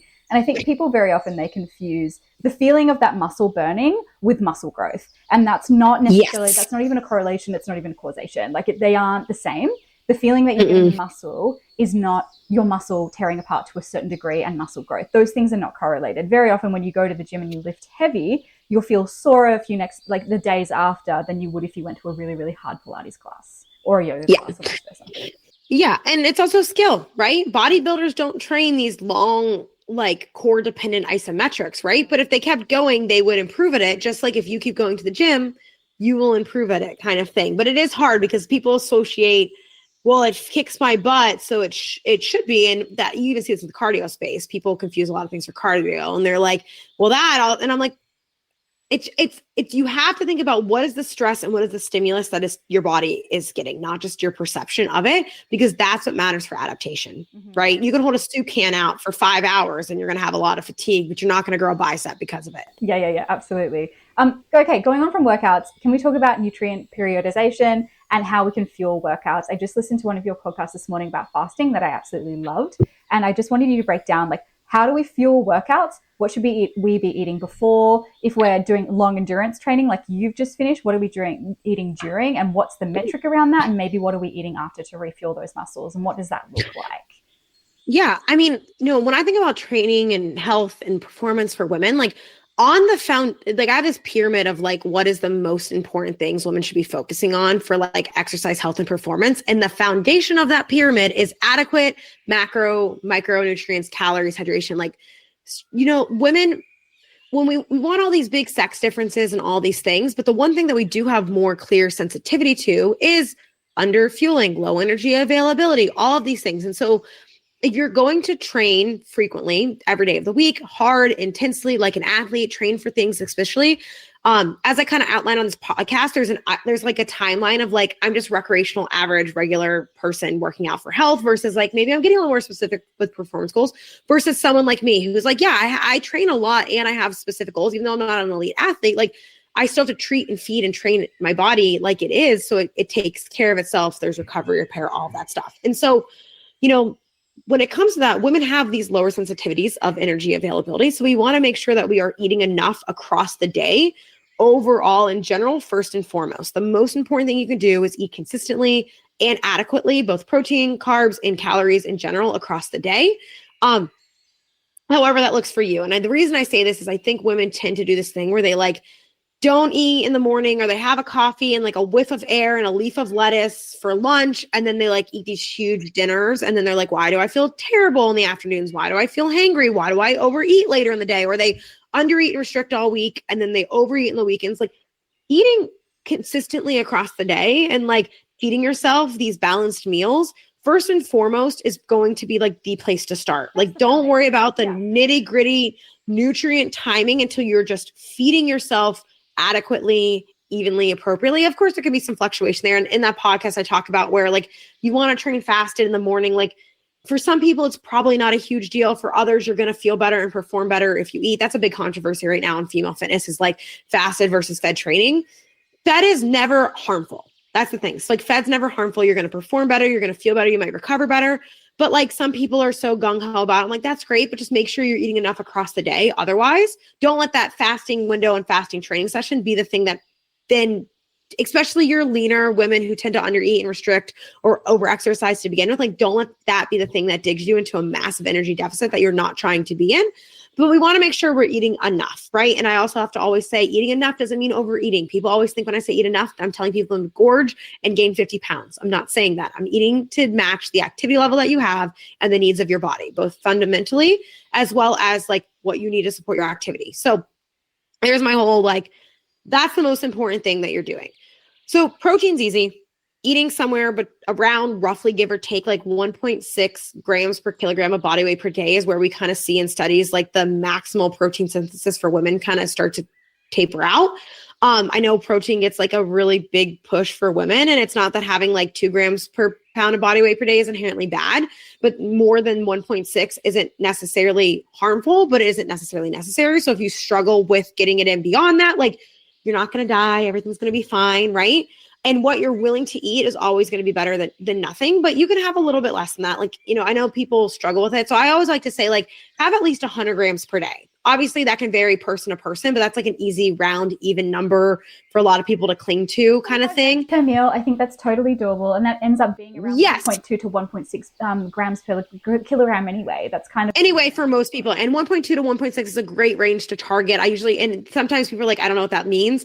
I usually just say, or if you get a DEXA or a body composition scan, like 1 gram per pound of lean mass, or like that would be like a half of, or 2 grams per, like 1.8 grams per kilogram of it. I'd have to do the math in inverse kind of thing, give or take. For example, like I have 115 pounds of lean mass. I'm going to eat 115 grams of protein a day. And like, that's my minimum for me. I have about 115 to 118 pounds of lean mass. I try not to go below that, right? Like on any given day if I can, but I have more muscle tissue in ratio to my body. I'm very muscular. So that's also why I'm like, I'm going to try to eat and support more kind of thing. And so that's a great place because protein can just kind of stay even. So whether you're dieting or you're training or whatever, like you can fluctuate with it, but for the most part, it can stay pretty consistent, right? And the most important thing, I really want to say this for women, they freak out they're not eating enough protein with the lifting. Like the resistance training stimulus is more important than the protein for gaining muscle. Like even if you're not perfect with your protein yet, the resistance training stimulus is more important. You will gain muscle even if your protein isn't adequate. Like that is more important. It's not to say protein isn't important, but we have really interesting studies that show that like resistance training, even with like lower protein, still is better than just feeding protein, or like even high versus low protein groups respond similarly as long as the resistance training stimulus is adequate. At the moment, there's so many people online saying the exact opposite. Yeah. Stu Phillips has led so much foundational research in this. He's an amazing protein research out of Canada, and he recently stepped into the female physiology field. And there's these interesting studies even in menopausal women where they have like I have a swipe post on it from a few months back. It might be published as a blog on my website too, where they did like high versus low versus resistance training versus non. And the resistance training mattered more than the protein is essentially what it came down to. So like, that's not me saying, this is where you have to listen to the nuance, everybody. Like, that's not me saying protein isn't important. Protein has really important functions in our body. You don't want to eat 0 grams of protein a day and just lift. But if it's not perfect and optimized, like you still will get a positive benefit from the resistance training itself. But in general, 1.2 to 1.6 grams per day, amazing. Get it in with how you need to get it in. Try to get it in at each meal. Having protein across the day is a lot easier than trying to get it all in at once, especially for women who maybe don't have the appetite. They struggle with getting protein in versus like what they eat in a day, et cetera, et cetera. Spreading it out like 30 to 40 grams per meal is a great target, or snacks across the day, things like that. But then you can think about your carb intake can be based off your activity level. So the more active you are, the more carbs you're going to need. So a lot of people fear carbs. They think carbs are going to make them fat. They're worried about carbs. The more active you are, the more you need. And especially the more endurance or cardiovascular exercise you're doing, you just need more carbohydrate. And so it kind of goes on a spectrum of like 2 grams per kilogram of body weight all the way to like 10 to 12. But the biggest thing I'll say is that for women that are more active or highly active, they're so afraid to eat enough carbohydrates. And like you can be eating, like a moderately active woman can be eating 4 to 5 grams per kilogram of body weight per day of carbohydrates, or a highly active woman can be eating like 6 to 8 or even more. So I just carbo loaded for my marathon last week, and I ate 8 to 9 grams per kilogram of body weight per day of carbs leading into that race. I was eating 500 to 600 grams of carbs a day, and that's really high. Granted, I was carb loading. Yeah. That's an intentional though. But in my peak training, or when I'm training like that, I'm eating 350, 400, 450, 500, 550 grams of carbs a day on these high volume training days. Like you need it. But your body is using it. So many women are afraid of that carbohydrate, but and I think a lot of women also underplay how active they are, because they think they have that idea of like, I'm just do a bunch of exercise for fat loss, or I'm just regularly active. But if you're exercising an hour a day, like 5, 6, 7 days per week, you're pretty active. You're moderate to high. Yeah. Yep. Yeah, you're moderate to high active. And you see this especially in like even recreational athletes like me, where they think, well, I'm not elite, so I don't need carbs. And so they don't take enough in across the day. So again, across the day, that's really important. And then if you have a performance focused goal, or you want to feel good in your workouts, having some carbohydrate at the least in before. Some protein can be helpful, but you at least want like some carb is more important for performance. Protein is important for recovery and health and all that stuff. But it appears in the literature like your daily intake matters more than like these perfect timings. We do like to have it stimulus across the day, but like if you had to choose like one before, especially a cardiovascular training session, you're going to want to have carbs. Protein can be important to have in your body, or helpful to have in your body before like a resistance training session or a cardio session for recovery, to have those available. But like if you had to choose one, having like 30 to 60, 90 grams of carbohydrate in before a session can be helpful, or 1.2 grams per kilogram of body weight is like kind of the metric. And again, you guys can take this on a scale of like, am I someone who's just getting up and doing like a 30-minute easy little tiny workout, versus like, am I going for an hour run or doing a heavy resistance training session, and like scale that appropriately to you, right? Like the more serious it is, the longer it is, the harder it is, the more support you're probably going to need at that. If you're getting up and just doing a 30-minute bro pump upper body workout, like if you didn't have a full-fledged meal before that, you're probably not going to die. A yoga session, you know what I mean? Things like going for a walk, right? Like that's why I don't want women to catastrophize of like, because I've seen this where like, well, if I go for a walk in the morning fasted, is that bad? I'm like, go for your walk. Like it's a walk, right? But if you're going to run 9 miles, eat something. That's probably a better idea, kind of thing. There's a spectrum here. So carbohydrates are really important. I really recommend, if you have higher volume endurance, cardiovascular performance goals, eat something beforehand. It doesn't have to be a full meal. I think when I say this, women they're moms, they're busy, they have careers. They're like, I don't have time to eat. We have these like squeeze packets of applesauce in the States for kids that I will eat. I will eat like the dried fruit strips. I will have a glass of orange juice. I will have like, really simple things that are easy to digest. My biggest caveat there is if you are short on time for these things, one, you can train your gut to tolerate more. Do it right before your workout, because then you won't get that insulin response, and that won't like overlap with the muscle response at the same time and cause your blood sugar early, and it doesn't have fiber attached to it, like orange juice. You are going to have that high in the car on the way to the gym, and you're going to have a crash in between. Yes. So you either want to have like right before, because then your muscle will start contracting and taking that up on its own when you're in the gym. Or I even tell like my runners, if you absolutely do not have time to do, even if you're lifting too, take anything in before, take it in during, right? If I have to do a run fasted in the morning because I just don't have the time for it, I'll get some water, electrolytes in, whatever it is. Like I will just take gels with me, even if it's only a 60-minute run, because then I'm just still getting some carbohydrate in my body to support that. You know what I mean? Like you could sip on something that has sugar in it in the gym if you need to, or whatever that looks like. So I give these examples because I really think women get this idea that I have to get up at 4 a.m. and eat eggs, toast, berries, oatmeal, digest for 7 hours, then go to my workout. And you don't, like, you have to get it in. But if it is a more simple sugar, time it closer, so you don't get this, it's like a overreactive blood glucose drop. You don't want to have that. Or if you're going to eat something a little bit more filling, just do it 30 or 60 minutes out, because then you give yourself time to digest, and pair it with some protein or not a ton of fiber. Keep your fat under like 5 to 10 grams per that kind of thing. before your workout. But of course, like you will learn what to do and how to work with yourself, and your gut can gain tolerance. I say this as someone who struggled with, like, my PhD gave me like I was a walking poster child for a GI, like a hormone girly to target, right? Like but I healed, quote unquote, healed my gut, so to speak. And I can eat so much food before I go to a workout now, and I'm fine, right? Between the ultra running and the training, you stuff to do that, all that stuff. But like, you can increase your tolerance for that, but it doesn't need to be crazy. Eat something. Or if you're working out in the afternoons or evening, just make sure your meal before that has some carbohydrates and protein and isn't something that's going to give you a stomach ache with whatever you're doing. And you will learn that across time, right? So then the next thing of that is intra-workout nutrition. And so this is more for like the endurance and or cardio type training. New research is showing that up to 60 to 90 grams per hour, even higher for long endurance stuff, is actually tolerated and supportive and really good. And that's thinking of exercise and training activities that are like 90 minutes or longer, and or very short and intense, right? And so I just ran a marathon this weekend. I ate like 75 grams of carbs per hour, every hour during that marathon. And in training, I went up to 90 to 100 grams per hour. One, to increase my gut tolerance for that, to train my gut to tolerate it. And it really helps with recovery. Guys, I'm giving a podcast like 48 hours after I finished a marathon. If I ate 30 grams of carbs per hour, only took one gel, or didn't eat during that, I would not be in this state, right? I finished that marathon and my friends are like, why do you feel so good? I'm like, because I ate.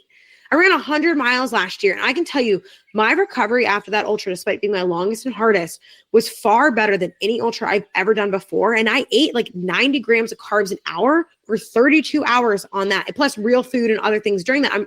You will feel so much better if you're taking in more carbohydrate during these longer, endurance events. You will recover better. You will lose less muscle tissue and break down if you tend to struggle with balancing those two things at the same time. You will perform better. It is just, I can't explain. If you feel like you're going to crash and burn and can't do anything and you're a zombie and dead to the world after you finish a long endurance session, eat during it. But it doesn't have to be 90 minutes or longer to eat something. You could have 60 to 90 minute sessions where you take in 30 to 60 grams of carbs per hour. I do this especially in like my speed workout days that are like an hour to an hour and 20 minutes long, depending on what I'm doing, that are more intense. I'd always take in 30 to 60 grams per hour during that. One, it helps with your GI tolerance for that longer duration stuff, but your body's using it. The more intense you are exercising, the more rapid you're breaking down carbs and using that, even if it's shorter in duration. Yeah. And like, honestly, like it doesn't, like when in doubt, it's not hurting anything. It's not hurting anything. Like people will make fun of runners because they take like a pack of fruit snacks or a gel on like a 30 to 60 minute run. And I'm like, it's not hurting anything. It's not like it's hurting your performance to have carbohydrate, right? And like it can count towards your daily carbs if you need that and all that stuff, blah, blah, blah. But like, it doesn't hurt, but it does hurt to avoid it, skip it, avoid it, so to speak, across the board. So that's kind of the breakdown of, focus on the daily. But especially my endurance girlies, especially my cardio lovers, especially if you're getting into the high roxes or the trail races and the marathons, the run clubs, all that's very trendy right now. Really focus on that carbohydrate pre-workout, intra-workout.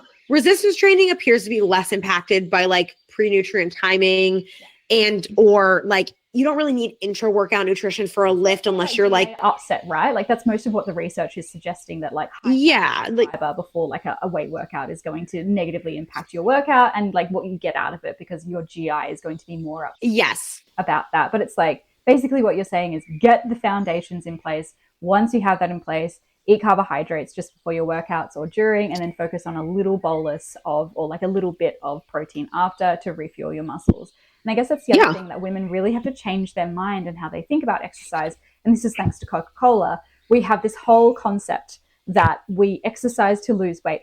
And instead of that, I want really women to think, I'm exercising to build muscle, and the carbohydrates that I consume before and during that workout is going to help me create more muscle tissue. So in the long term, I'm going to burn more glycogen throughout the day because I have more muscle, and that's metabolically going to burn through. That's kind of how you have to think about it, which is a little bit more complex, but this calories in, calories out, exercise burns calories. That's absolutely not. Like when we actually look at what burns energy throughout the day, it's like the thermic effect of food. Digesting food is going to burn far more calories than whatever exercise you're doing. So it's like building muscle and how you can. And I don't think people realize how, exercise. So there is literature to support that engaging in exercise and behaviors, or people who do sustain long-term weight loss, tend to have higher on average activity levels than those who don't.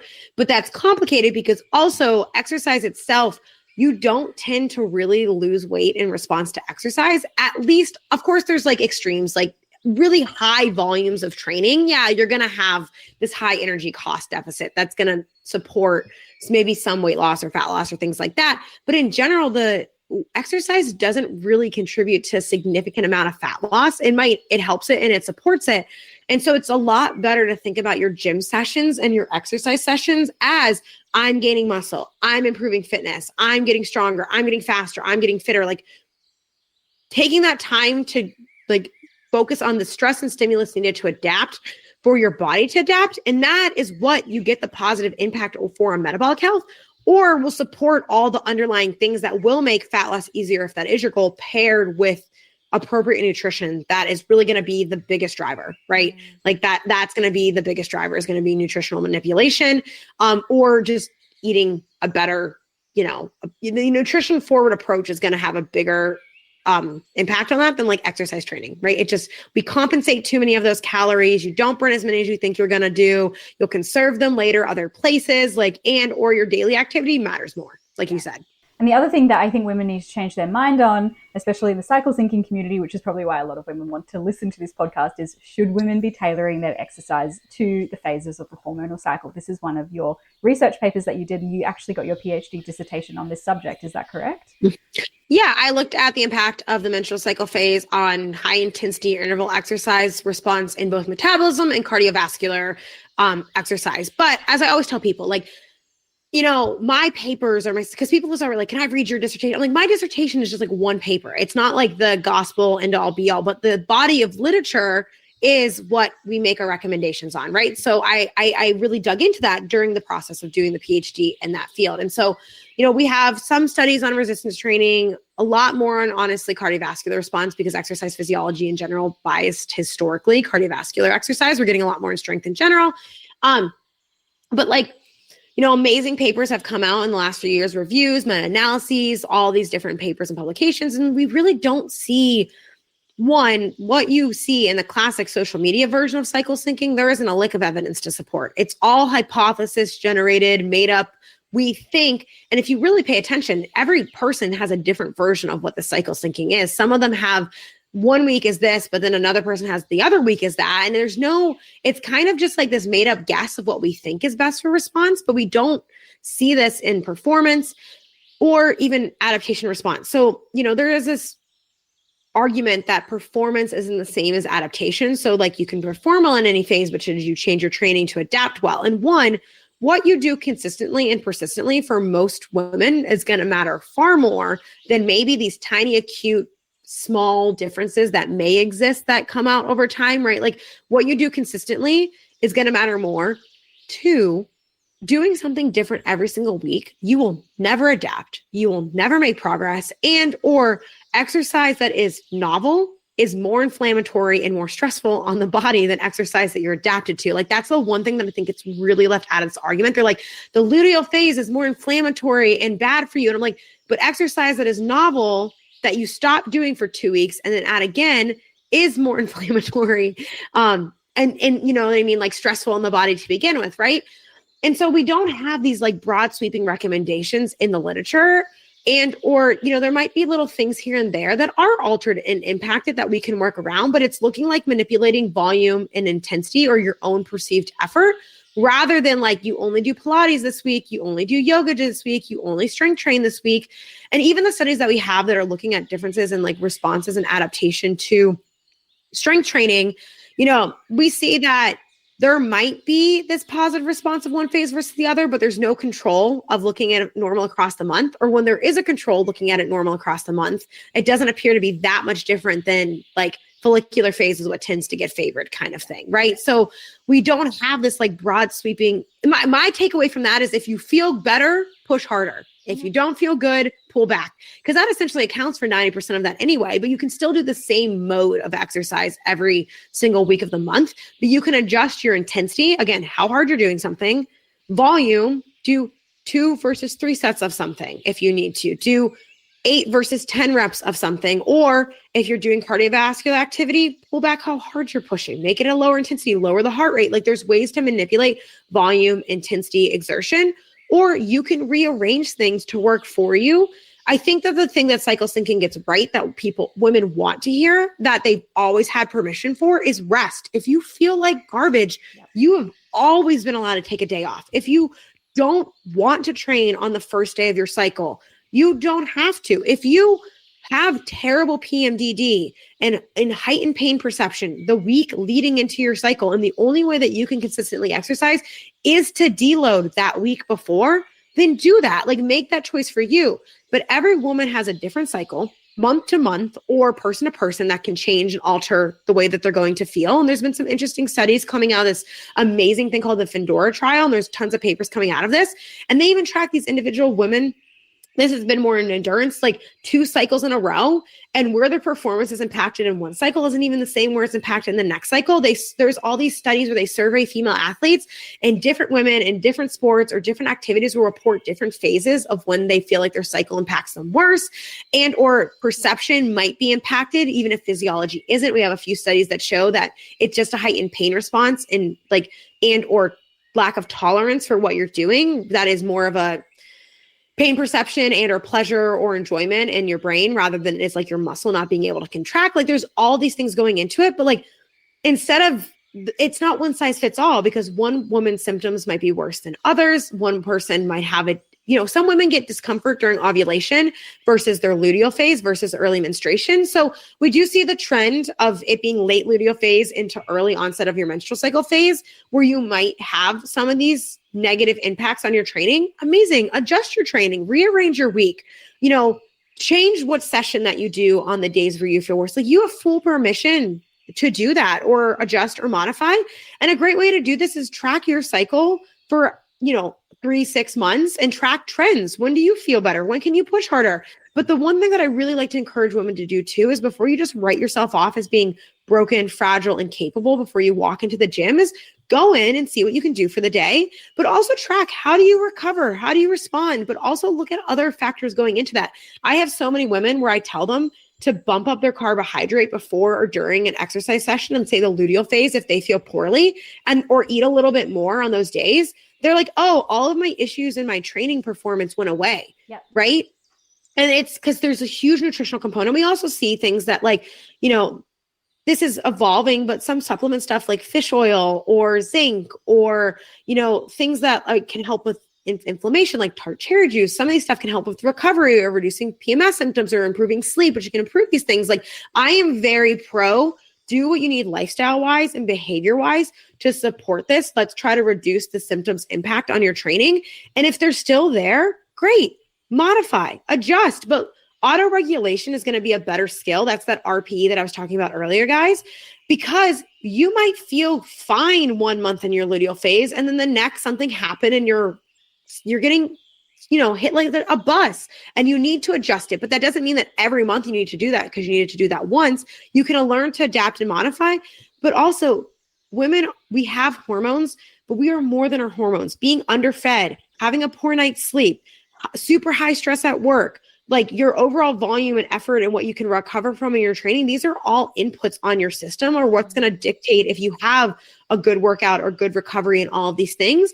And learning to adjust and work with that and listen to your bodies. Like I think people think when I say like cycle syncing isn't a thing, I'm saying ignore your bodies. No, I listen the heck out of my body. Even if I should only eat so much carbohydrate, but I'm starving after and I'm not recovering well after a session, I'm going to say, I'm going to eat more for a few days. I feel like my body really needs that. That's being in tune with your body and supporting it, kind of thing. If I bump up my volume and I'm not recovering from it, we're going to take a step back before we bump that up a little bit more. I'm not adapting to that. Like there's this whole world of performance-based thinking that I think women have never thought about, because they've just been told push, push, push, ignore, overdo it. And they've never learned to work with this. Or, what I think cycle syncing has done for a lot of women is it's the first time in their life that they pull back doing intensity at their max effort every single day of the week. Yep. And they indirectly create recovery, or they indirectly increase that energy availability, or they indirectly just have a more balanced high versus low effort training. And you can do that in a week of training without having to do it across your month, right? Like your week of training should have some days are higher and harder effort. Some days are easier effort. Some days are moderate effort. Like you should have this breadth and depth to your training that just isn't, okay, well, I'm going to go do 6 days a week of max out boot camp class every single day. I don't know why I feel like crap and I'm not getting any adaptation, any responses. And then they create space for those things indirectly by cycle syncing, but it wasn't because they magically did Pilates one week and only did HIIT one week. It's because they essentially recovered or were able to have more nutrition available for recovery and adaptation and stuff like that. And it's not to say you can't adjust things. There's sometimes in your phases where, you might find that you feel like you have lower recovery in your follicular phase. Great. Bump up calories, increase sleep. Sleep is potentially negatively impacted. Maybe you need to support your body a little bit more, with supplements or nutritional things. Amazing. You're potentially worse at thermoregulating in that phase. So if you're doing cardiovascular activity, your heart rate might be higher. Pull back your zones, pull back your effort. Like that you're allowed to do these things. But again, track these trends for yourself. See when they are present for you. When do you need to adjust or adapt? And if you feel good and you feel good in whatever phase it is, push. That's amazing. Go hard. Get the most out of that workout. And if you don't on other days, like you're allowed to pull back or recover or build it in or adjust as needed. But that is through manipulation of volume, intensity, frequency, rather than saying, whoop, we're only going to do, full rest on menstrual cycle week, HIIT and lifting for ovulation. Then we only do Pilates and then we repeat it again. Like that isn't, also that's such a, no wonder women aren't exercising because we're telling them to change their program and protocol every single week of the month. I really enjoy it though, because it is the antithesis to working really, really hard and doing high intensity, as you said. And finally, we also have some rest. And I think that's also why women become really, really defensive of cycle syncing because it's just a natural progression from diet. And I'm a really big supporter of cycle syncing for diet. I have seen, like for myself and also in the research and also in other women saying, working in specific macronutrient and also micronutrient distributions at different points in my cycle has been really helpful. And I have seen these huge changes. And I think there's a lot of different reasons for that. I mean, I could go on a huge tangent. I think it's mostly because most of our food doesn't have as much nutrients in it anymore. And if we just did have a better baseline of nutrients in our food, we probably wouldn't have these things like tender breasts and PMS and things like that. And maybe just localizing nutrients to different points in the cycle will give you best benefit and basically decreasing the symptomology of those things. And I think people go, okay, cycle syncing with diet works really, really well. The natural progression is exercise. And I definitely fell into that until I found your research. And I was like, this is such a hallelujah moment for me because I didn't have any improvement. I used to be a big runner, not so much anymore, to the cycle syncing. And I was just like, I'm not actually seeing, I've been doing this for 2 or 3 years. I'm not seeing any improvement whatsoever. How about I just start training and exercising and focusing on muscles? And how about I just grow muscle and focus and make that the foundation of my training? And within a few months, I saw more progression and better improvement than I had in 2 to 3 years of cycle syncing. And I was like, okay, this is something that we need to start talking about. Just because cycle syncing with diet works for some aspects of women doesn't necessarily mean that exercise has to work in that as well. And it is just work with your body, listen to your body. If you feel great on your period, like I did, I'm going to go for a run. But in cycle syncing communities, that is absolute sacrilege because you're sacred bleeding and you need to rest and you just need to eat cacao. No, like that's going to negatively impact your sleep because you're going to be under exercised that day. And it's going to negatively impact your cardiovascular system and your muscle synthesis and all of these other things. Just listen to your body. And it's there's definitely people who are more aggressive versus less aggressive. But for me, it's like we already are taking this population who's not meeting exercise guidelines, who's undertrained, who's at a higher lifetime risk of diseases associated with inactivity and poor nutrition and, lifestyle behaviors. And we're telling them to spend 50% of their time essentially resting or doing very, very low intensity, low impact activities.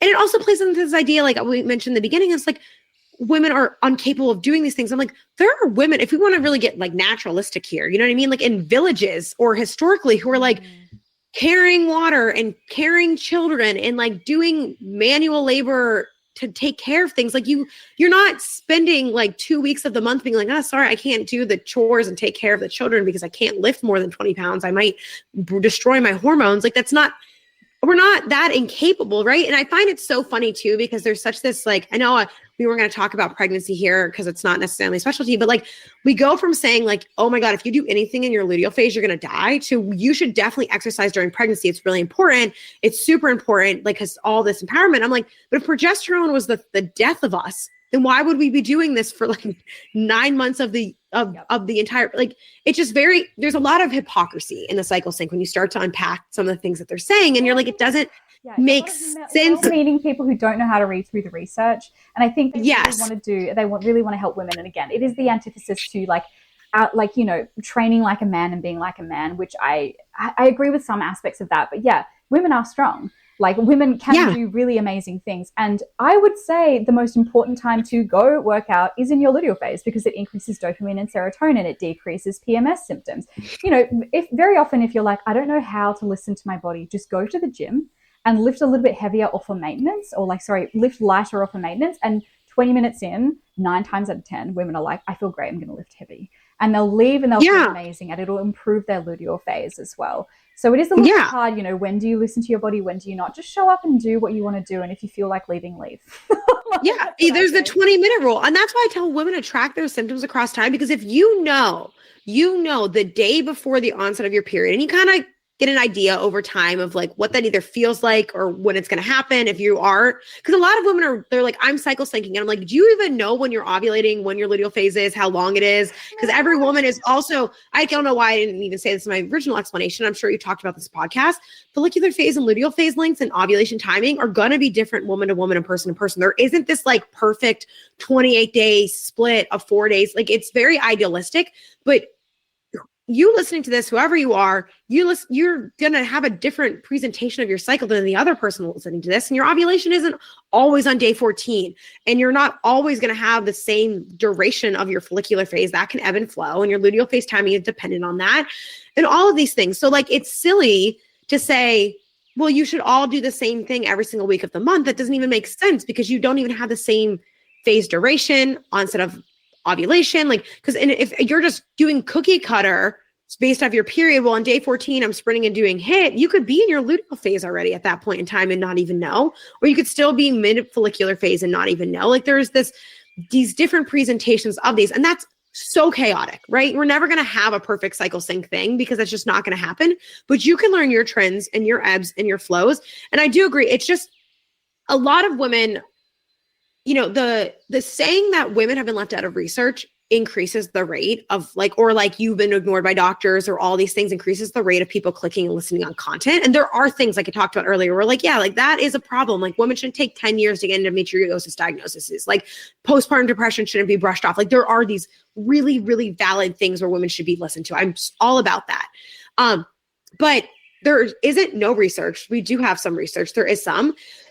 And I think there's this idea that women are like, oh, I feel ignored. And yes, I should do this. I shouldn't train like a man. But like, I really want to emphasize that the message of overtraining, overdoing it, HIIT every day, cardio all the time, exercise for fat loss, that comes from the fitness industry.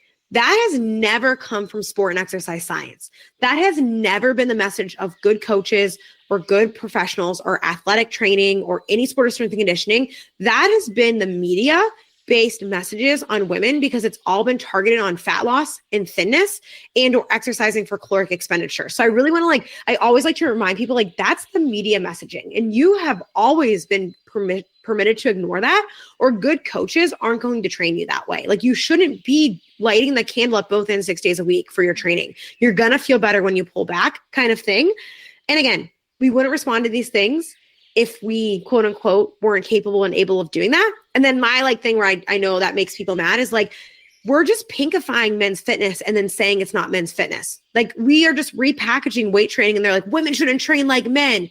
You should weight train. I'm like, men have been weight training. That's the whole thing, right? It's not that the bros are doing it. I'm like, we have to think logically that it is for women. It isn't men's training. It is important. We do want to be doing it, kind of thing. And so men aren't doing 6 days a week of boot camp class. No, they're not doing 6 days a week of HIIT. That's not what men are doing. They're resistance training and going for jogs or doing HIIT classes, which is so much of what we're telling women to do. And I just find there's some irony in that now with how we're pivoting that messaging. And I'm like, no, that's the fitness industry for years who has told you do these things, burn yourself, do the most, never take rest, never takes breaks, always do the max most. And it's like these HIIT classes or cardio or boot camp all the time. And then that's why you feel terrible and you feel great when you pull back or do more muscle-based activity. But that's just the smart way to train. So I always like to say, like, women, you don't need a cycle sync program. You need a good program. You need a good training program that is appropriate. And then, like, on my pyramid I was talking about earlier, it's like macro and micronutrients. Let's make sure we're eating enough, sleeping, stress management, like taking care of ourselves. Then having a good training program.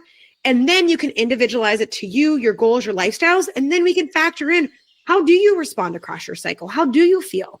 What is true for you, kind of thing, and adjust from there. But if you don't have a good, consistent training program where you can even track the variables across the month to see how they are responding to your cycle, and you're changing what you're doing every week or every day, you're never going to actually know what actually is being impacted versus not, and where to change things, right? Like, you're not giving yourself even the opportunity to learn that about yourself and your body and what's true for you. And the last thing I'll say in my rant here is, I think cycle syncing speaks to this thing where women want to feel heard and seen and feel like things are for them. And so when you say there isn't a cycle syncing thing, they take it as an offensive, saying like these things aren't for women. And it's that it's not one size fits all. The literature says, like, it is unique based off you. It's not dismissing your symptomology or how you feel or how you respond. It's literally saying it should be unique to you. And there isn't a one size fits all thing for all women, which is great. That's a good thing, right? Like, that is a positive thing that's not dismissing you. It's saying, let's learn to listen to you rather than ignoring you with what you've been doing before. Sorry. So that's my whole rant to some of the counterpoints I get from people, because it's like, we're missing the bigger picture here of it's actually a positive message at the end of the day. Yeah, absolutely. And moving on, let's go into the other groups of women that I feel like we just don't talk about a lot in sports physiology, is pregnancy and postpartum. And we are seeing this changing a lot. Like, I'm seeing a lot of content online specifically for pregnancy.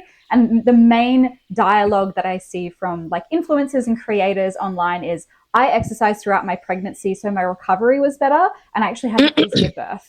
And so from you, like, and your perspective on this, and overarchingly, because you have spoken about how you have some research in here, but it's not necessarily your speciality, what's the best exercises that are suited to pregnancy and women, before pregnancy, during pregnancy, and after pregnancy, throughout that life period? Yeah. So I will say, and again, I always want to say these things, like, if you didn't do this or this isn't true for you, like, don't panic. You didn't. I know women are so sensitive to like harming their children and doing negative things, but if you're thinking of trying to conceive or you're pregnant, like, one of the best things that you can do, you and both your partner can do prior to conception, is to be physically active and healthy. Like, that influences your child's long-term outcomes, as well as your pregnancy activity levels, like, positively. So engaging in physical activity is really, really, really good thing for both mom and baby's health, and like just kind of coding the genetics of your baby for their life. Like, this is really cool, really important stuff. And the same thing goes to like the sperm, like the health of the male and the sperm is also really important. Like, dudes don't get an cop out of this here either. Like, egg and sperm health of, parents, or, you know what I mean? Like, all those components, they influence the outcome of that child long-term. So like, we want to be fit and healthy. Like, even my brother called me before him and his wife tried to conceive. And I was like, Jake, you're like the healthiest person I know. Like, you're fine. You're great. And now my nephew's like scaling walls, right? Like, I'm like, amazing. And so it's important for everybody. And I say that because, like, maybe we make it like you and your partner, your spouse, or your husband, or whoever, you can do it together. I think it's a really positive thing. And then it also influences, like, if you can maintain those behaviors as they're growing up, like, that also plays a really important role. But I digress. It's really, really important for health of mother and health of baby and maternal health. It can reduce risk of things like diabetes and preeclampsia during pregnancy, which can be long-term risk factors for other vascular diseases and or diabetes long-term across the lifespan. It also just influences your overall health and or the baby's health outcomes across the board. I will say there is a lot of women who experience really positive postpartum recoveries and births from being very active, but there's always the caveat of, like, I know some women that were incredibly, incredibly active who had very difficult births and postpartum recoveries. And so it's not always true for everyone, but it's going to give you a better chance of having probably a healthier pregnancy and or healthier postpartum and recovery, with, of course, the caveat that, like, that's not always true for everyone and things happen, right? And I really want to say that without shame, because there's very, very active women who are like, I gained a ton of weight and then I had an emergency C-section and I had a terrible recovery. And you're just like, sometimes it's just, that's just what happens kind of thing. I never want anyone to feel shamed or bad kind of thing. But there aren't, especially during pregnancy, one, what you were doing before, you can likely keep doing, right? Always talk to your doctor if you're concerned. I think women are really afraid to hurt their babies.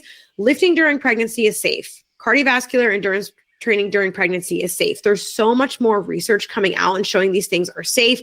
Baby is safe. They just did a case study where they tracked ultra marathoners who were pregnant. One was pregnant with twins and looked at birth outcomes, and like mom and baby were healthy and fine. There's some exciting new research where they are doing more heavy, hard resistance training in women because it's hard to do that with pregnancy, and seeing that like mom and baby are healthy and fine. It's not necessarily harmful. It's not bad for you. There are modifications that you can make, like adjusting positioning, changing mode for comfort of your pelvic floor or your abdomen, things like that. Like that is normal, but there isn't like certain exercises aren't hard or bad. You want to be doing adequate cardiovascular activity. You want to be doing resistance training for supporting muscle and health. The only thing that I always encourage my pregnant clients or women in general is I think absolutely go talk to a pelvic floor specialist. I don't even have kids, and I've worked with pelvic floor specialists for things. Like you don't have to be pregnant or postpartum. You have a pelvic floor. It's important for a lot of things. Work with that because that is going to be huge. That with also like abdominal training specific to like the breathing and the bracing associated with that. That usually comes with pelvic floor training. And with that, those are amazing for supporting that. I think a lot of women think they have to stop doing certain modes of exercise. And of course, as it gets uncomfortable, as you get closer to pregnancy, like if you love to run, switch to bike or the elliptical, or if you don't feel comfortable in a certain position, like obviously don't do that. You can adjust and modify what you're doing, but there's a lot of outdated guidance, like don't avoid certain heart rates. Typically effort is fine. Heart rates can be higher. You don't want to overexert yourself. Like but like women do these max all out things all the time and they're safe and fine. But like there's not like this, don't go over 140 beats per minute. Like that's been outdated. That's not recommended anymore. There's things like don't be supine or laying on your back. You can do that. But like if you're worried about it, just incline your bench or don't do that. Or if you're uncomfortable, you can't get into those positions, like modify and work around that. Obviously you don't want to do like impact on your stomach. Like maybe you're not doing burpees, right? To slamming on the floor during pregnancy. You're probably not going to power clean or snatch up through your belly during pregnancy. There's going to be modifications like that. But in general, strength training and cardiovascular training are safe, tolerated, and recommended and during pregnancy and postpartum. Just working around your own discomfort, your own symptoms, and or obviously there's comfort levels for everybody and what they're doing. So make it make sense for you and work for you. But I always recommend, like, especially postpartum for so many women, there's so much misinformation about avoid this, don't do this. You're selfish for exercise and you're selfish for training. But like don't jump right back into extreme training like a week after. But like there's a lot of these amazing protocols for women nowadays of just doing like belly breathing and box breathing and reconnecting with your abdomen and your pelvic floor. And like that's your training when you first start. And then easing back into, this gentle loaded resistance training over time. And then of course, like if you have symptomology, like leaking with impact, leaking with running, or you're having trouble with like pressure and or bearing down on your pelvic floor with resistance training, like learning how to breathe and brace through those things, or working with a pelvic floor physical therapist or physiotherapist, whatever they call them, wherever you're at, can be really amazing and incredible and supportive for those things. And I recommend it for everyone. That's one of those things when I think about like women specific stuff, like people want like the cycle syncing thing to work. I'm like, pelvic floor therapy and care and support men have that too, but like that's a thing where I'm like, that is like a really important, amazing, incredible, mostly female dominated focused thing that like more women should have. And can you like, again, I've had to do things with pelvic floor without being pre or postnatal. Like you can still have issues with that. And it can be supportive within that. And so that's one thing where I'm like, that is an amazing resource if you can do that. Or there are amazing resources online now that are more evidence-based, like around these things, but like make sure you're getting them from credible resources. There are some trainers who are pre and postnatal certified, specialized, going through these things that can be amazing if they're not a pelvic floor physical therapist that can help you like modify and work around and learning. It's a lot of bracing and breathing and core and pelvic floor connection that you're mostly working on, right? But yeah, in Canada, there's some amazing researchers essentially rewriting the guidelines of what's safe, and it's increasing what we know is safe, like saying like, you can train hard, you can do these things, it is safe. But of course, like if you didn't train and then you're pregnant, don't just jump in at 100%, like ease into things, gradually adapt. But it's not bad to start. It's not bad to train. It's going to be a net positive. So even if you didn't train before pregnancy, but you're like, oh, I want my health of me and my baby to have better health outcomes, like you can start when you're doing that during pregnancy. And that was some of the stuff I did in my master's, and the work that they'd done was really cool, was looking at mom's VO2 maxes, their weight status, and or adiposity, things like that. And then we took like breast milk samples, and we even dissected a placenta at one point, and they were looking at like body composition of the babies after birth, and like fitter, healthier moms had fitter, healthier babies, and like they had like lower body composition or better body composition postpartum, and they had positive metabolic flexibility, and or that they looked at cord blood versus the mother's metabolic flexibility and all these things. And there's these positive outcomes associated with it. I might be butchering the results of the literature because this was years ago, but essentially like fitter, healthier moms had healthier babies, right, at birth kind of thing. And so it is really important to take care of that for your baby, but also like moms, your health matters. Like your health is also like what allows you to be an amazing parent and take care and keep up with your kids and age well.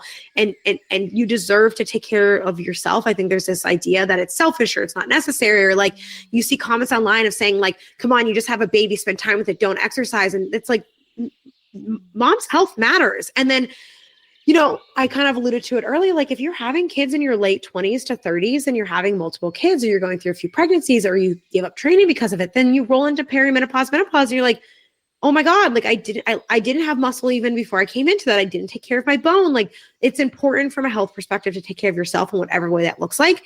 And again, that's where the auto regulation thing can be amazing, because the trimesters, like first trimester can hit you like a bus, and it's okay to like adjust and adapt and work around to what you can tolerate. Same thing with the later third trimester. You might not have that same tolerance for things, but like learning to auto-regulate, listen to your body, working around things, going to the gym and seeing how you feel and adjusting from there. Like those are really, really valuable skills to have that can help you kind of work with yourself through all of these phases and chapters of life. Because women aren't just menstrual cycle.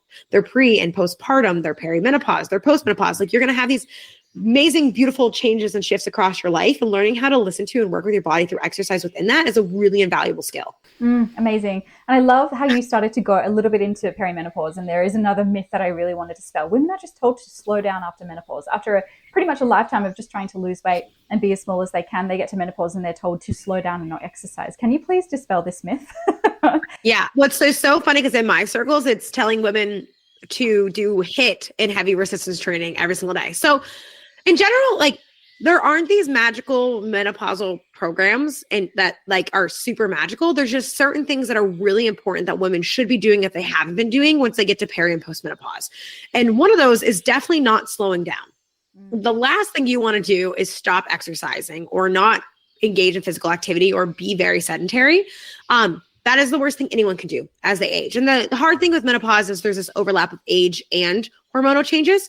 So they come twofold. So nobody should be slowing down as they go into menopause at all. That is the last thing you want to be doing.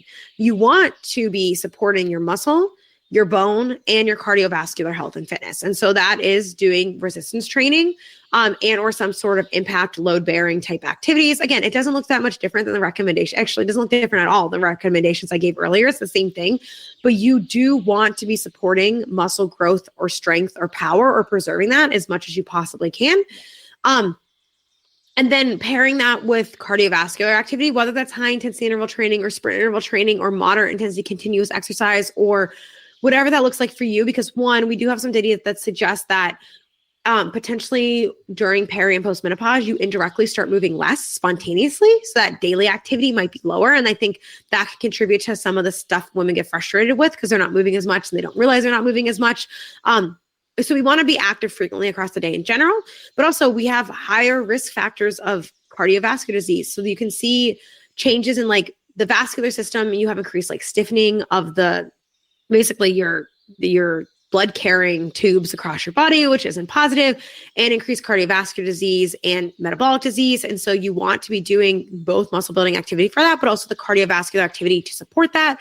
And then those increases in visceral to adipose tissue that we talked about earlier, like cardiovascular training can help positively influence that by reducing some of that visceral adipose tissue as well. So you want to keep training. And it doesn't have to look that crazy different than what I was talking about earlier. Start with the exercise guidelines and build from there. But you don't want to slow down and stop. That's the last thing you want to do. But you really want to make sure if you didn't lift or do resistance training or any formal of that your whole life, it can be really intimidating, but you want to start. It's never too late to start. It's the most important thing anyone can do at any phase of their lifespan. And then making sure you're doing some sort of cardiovascular training to complement that and support that as well. I think I see a lot of things of people telling menopausal women that they're going to get fat if they do cardio, which is just like silly business. It's just nonsensical. No one ever got fat from doing exercise. That just doesn't physiologically make sense in the trials that we have on cardiovascular intervention at the moment, isn't it? Really, I feel like I go online every single day and I just see something that blows me away, and I'm like, what research did you no, and it's a lot of extrapolation. And again, I'll tell your audience here, like I have a great, and it's free, it's on my YouTube or my podcast on what you should do for menopause for exercise. And like, I'm not saying that I'm the only expert you should listen to, but I tend to do a pretty good job in like explaining the nuances of like the messages you do hear and then what they actually mean or what that actually says. Cause like hot takes and viral clips do well. And I really try to, in the podcast I talk about, like explain the nuances of why when people say heavy, hard strength training is the only thing you should do in menopause, what that actually means, what that actually looks like, because that's really intimidating. So I have one on like the general exercise approach for menopause. I also have one on bone. And what to do for bone. And so those two would be really good to listen to if you want to kind of get like I try to be very neutral. I know, like, again, I'm not the only expert out there, but I do have these amazing free resources where I try to be as like honest as possible with that. But like I did my postdoc under one of the best bone researchers in women and body composition and metabolism. And I learned a lot from them when I was there. And so I want women to stop spinning their wheels and feeling confused and broken and shamed and bad every time they go online. And the best advice I can give to anyone who listens to this podcast is like, find some expert-led advice that you can truly trust and then put blinders on to everything else. Because if you keep thinking you're doing something wrong every single day and changing your program and changing your mind and changing what you're doing, you're never going to make any progress. Just start doing the simple, basic things we know work, and then adjust and modify to you, your goals, your symptoms, whatever that looks like for you, your chapter of life, phase of life. But like, if you start listening to enough like true experts, the foundational basics of exercise that they're going to suggest to you are going to start to look very, very, very similar. And anything that makes that seem obtusely overcomplicated is probably not necessary. Yeah. Like it just probably isn't necessary. Absolutely. Yeah. So basically for perimenopause, if you're not exercising, start exercising now and do a mixture of resistance training and cardio. It's so basic. It's just like, it's so basic that I think some women just like can't believe it, but it really is just that fundamental. If you focus all that energy in just getting fitter, you'll see it. Like you kind of did when you stopped cycle slinging and you started actually resistance training, but like 2 to 3 months, literally it was like night and day. Could not believe my diving improved, my running improved, I'm a hardcore gardener. I could go for hours and hours and do like really heavy garden work. I was like, wow, this is amazing. And when women start lifting weights, you just get more out of your life, no matter what life stage you're at, basically. Yeah. And there's never, ever, ever too late to start. Benefits are always there. I think there's a lot of people who like are now like mad at themselves for what they didn't do. Like the past is the past, but do it now. You're still getting benefits. You can gain muscle at any age. You can get stronger at any age. You can improve your cardiovascular fitness at any age. And like, even if you're old, okay, like you probably still have a lot of life ahead of you. Like that doesn't mean that there's a non-net benefit. Like there's these amazing women you see who didn't start training into their 40s, 50s, 60s, and now they're just incredible, right? It might look different. Your body might not respond or look or be exactly like it was in your 20s and 30s. Like stop expecting it to be. Like that's one of the biggest things that I think menopausal women do is they're like, well, my body isn't the same as it used to be. Like, I'm like, no one's is at 50 at 20. Like no one, you're aging. Like you're not going to escape that reality. It sucks for everyone, but like the best thing you can do to slow, reduce, prevent, or change that is to train it and take care of it, right? Like that is the number one thing to do. You might not perform like you're 18 for your whole life, but that's life. Like that's true for everyone, right? And it's not, I think a lot of women get mad at themselves for that, but the best thing you can do is work with yourself through that and support it and become as strong in many ways as you possibly can for your whole life. I love that. Let's finish there. How can people find you and your work? What is your website? What is your YouTube? You also have an amazing podcast that I've loved listening to as well.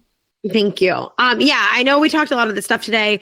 If you're a performance girly or performance curious, you're going to really like my stuff because I got a lot more of that nitty gritty detail stuff that does kind of matter if you have those goals, but if not, still apply for you and you can scale to what you do. But You can find me at Doc Lys Fitness, so DOCLYSS Fitness. I mostly hang out on Instagram and YouTube, and I have a podcast called The Hybrid Lab. I'm a lifting and running girly, but like a lot of the content there, don't be intimidated by the hybrid or the lifting or running content. So much of that fundamental stuff applies to you. It's just, marketing is marketing, baby. I always have to tell people that. A lot of my menopausal women will be like, does this apply to me? I'm like, actually, like this type of training especially applies to you. It's just not, I'm not using the word menopause. So my podcast is The Hybrid Lab, Instagram, YouTube, but also, I mean, my website, doclessfitness.com, I have a ton of blogs and I organize them by topic. I mean, I'm the most like searchable, organized page of pride. I will say, I was like, wow, she's got all her research papers and they're separated from her blogs. And this is so wonderful. You were like the easiest person to research. Yes, I'm very, so I say that for people following is like, I have so much for you to start. So if anything that piqued your interest I talked about today, like I'm going to have a longer form blog, podcast, video, post something somewhere on it that you can learn. You can essentially just go binge and learn like a college level lectures class semester's worth of information for me if you just can tolerate listening to me for that long. It's just so wonderful to speak to you. Thank you so much for taking the time out of your day to be here. And I'll link everything down below for everyone if anyone comments on any of those links. Yeah, thank you very much for having me. And thank you guys for listening. Thank you so much for listening. As this podcast is a free platform of education for you, please remember to like, subscribe, and comment. Do whatever you can do to give it a little bit of love, as organizing, recording, editing, producing, and then uploading this podcast takes a little bit more time and energy than you would expect. So giving back means that I have a little bit more impetus to keep this good thing going. I will see you on the next podcast, and I hope you have a nice afternoon, evening, morning, wherever you are in the world.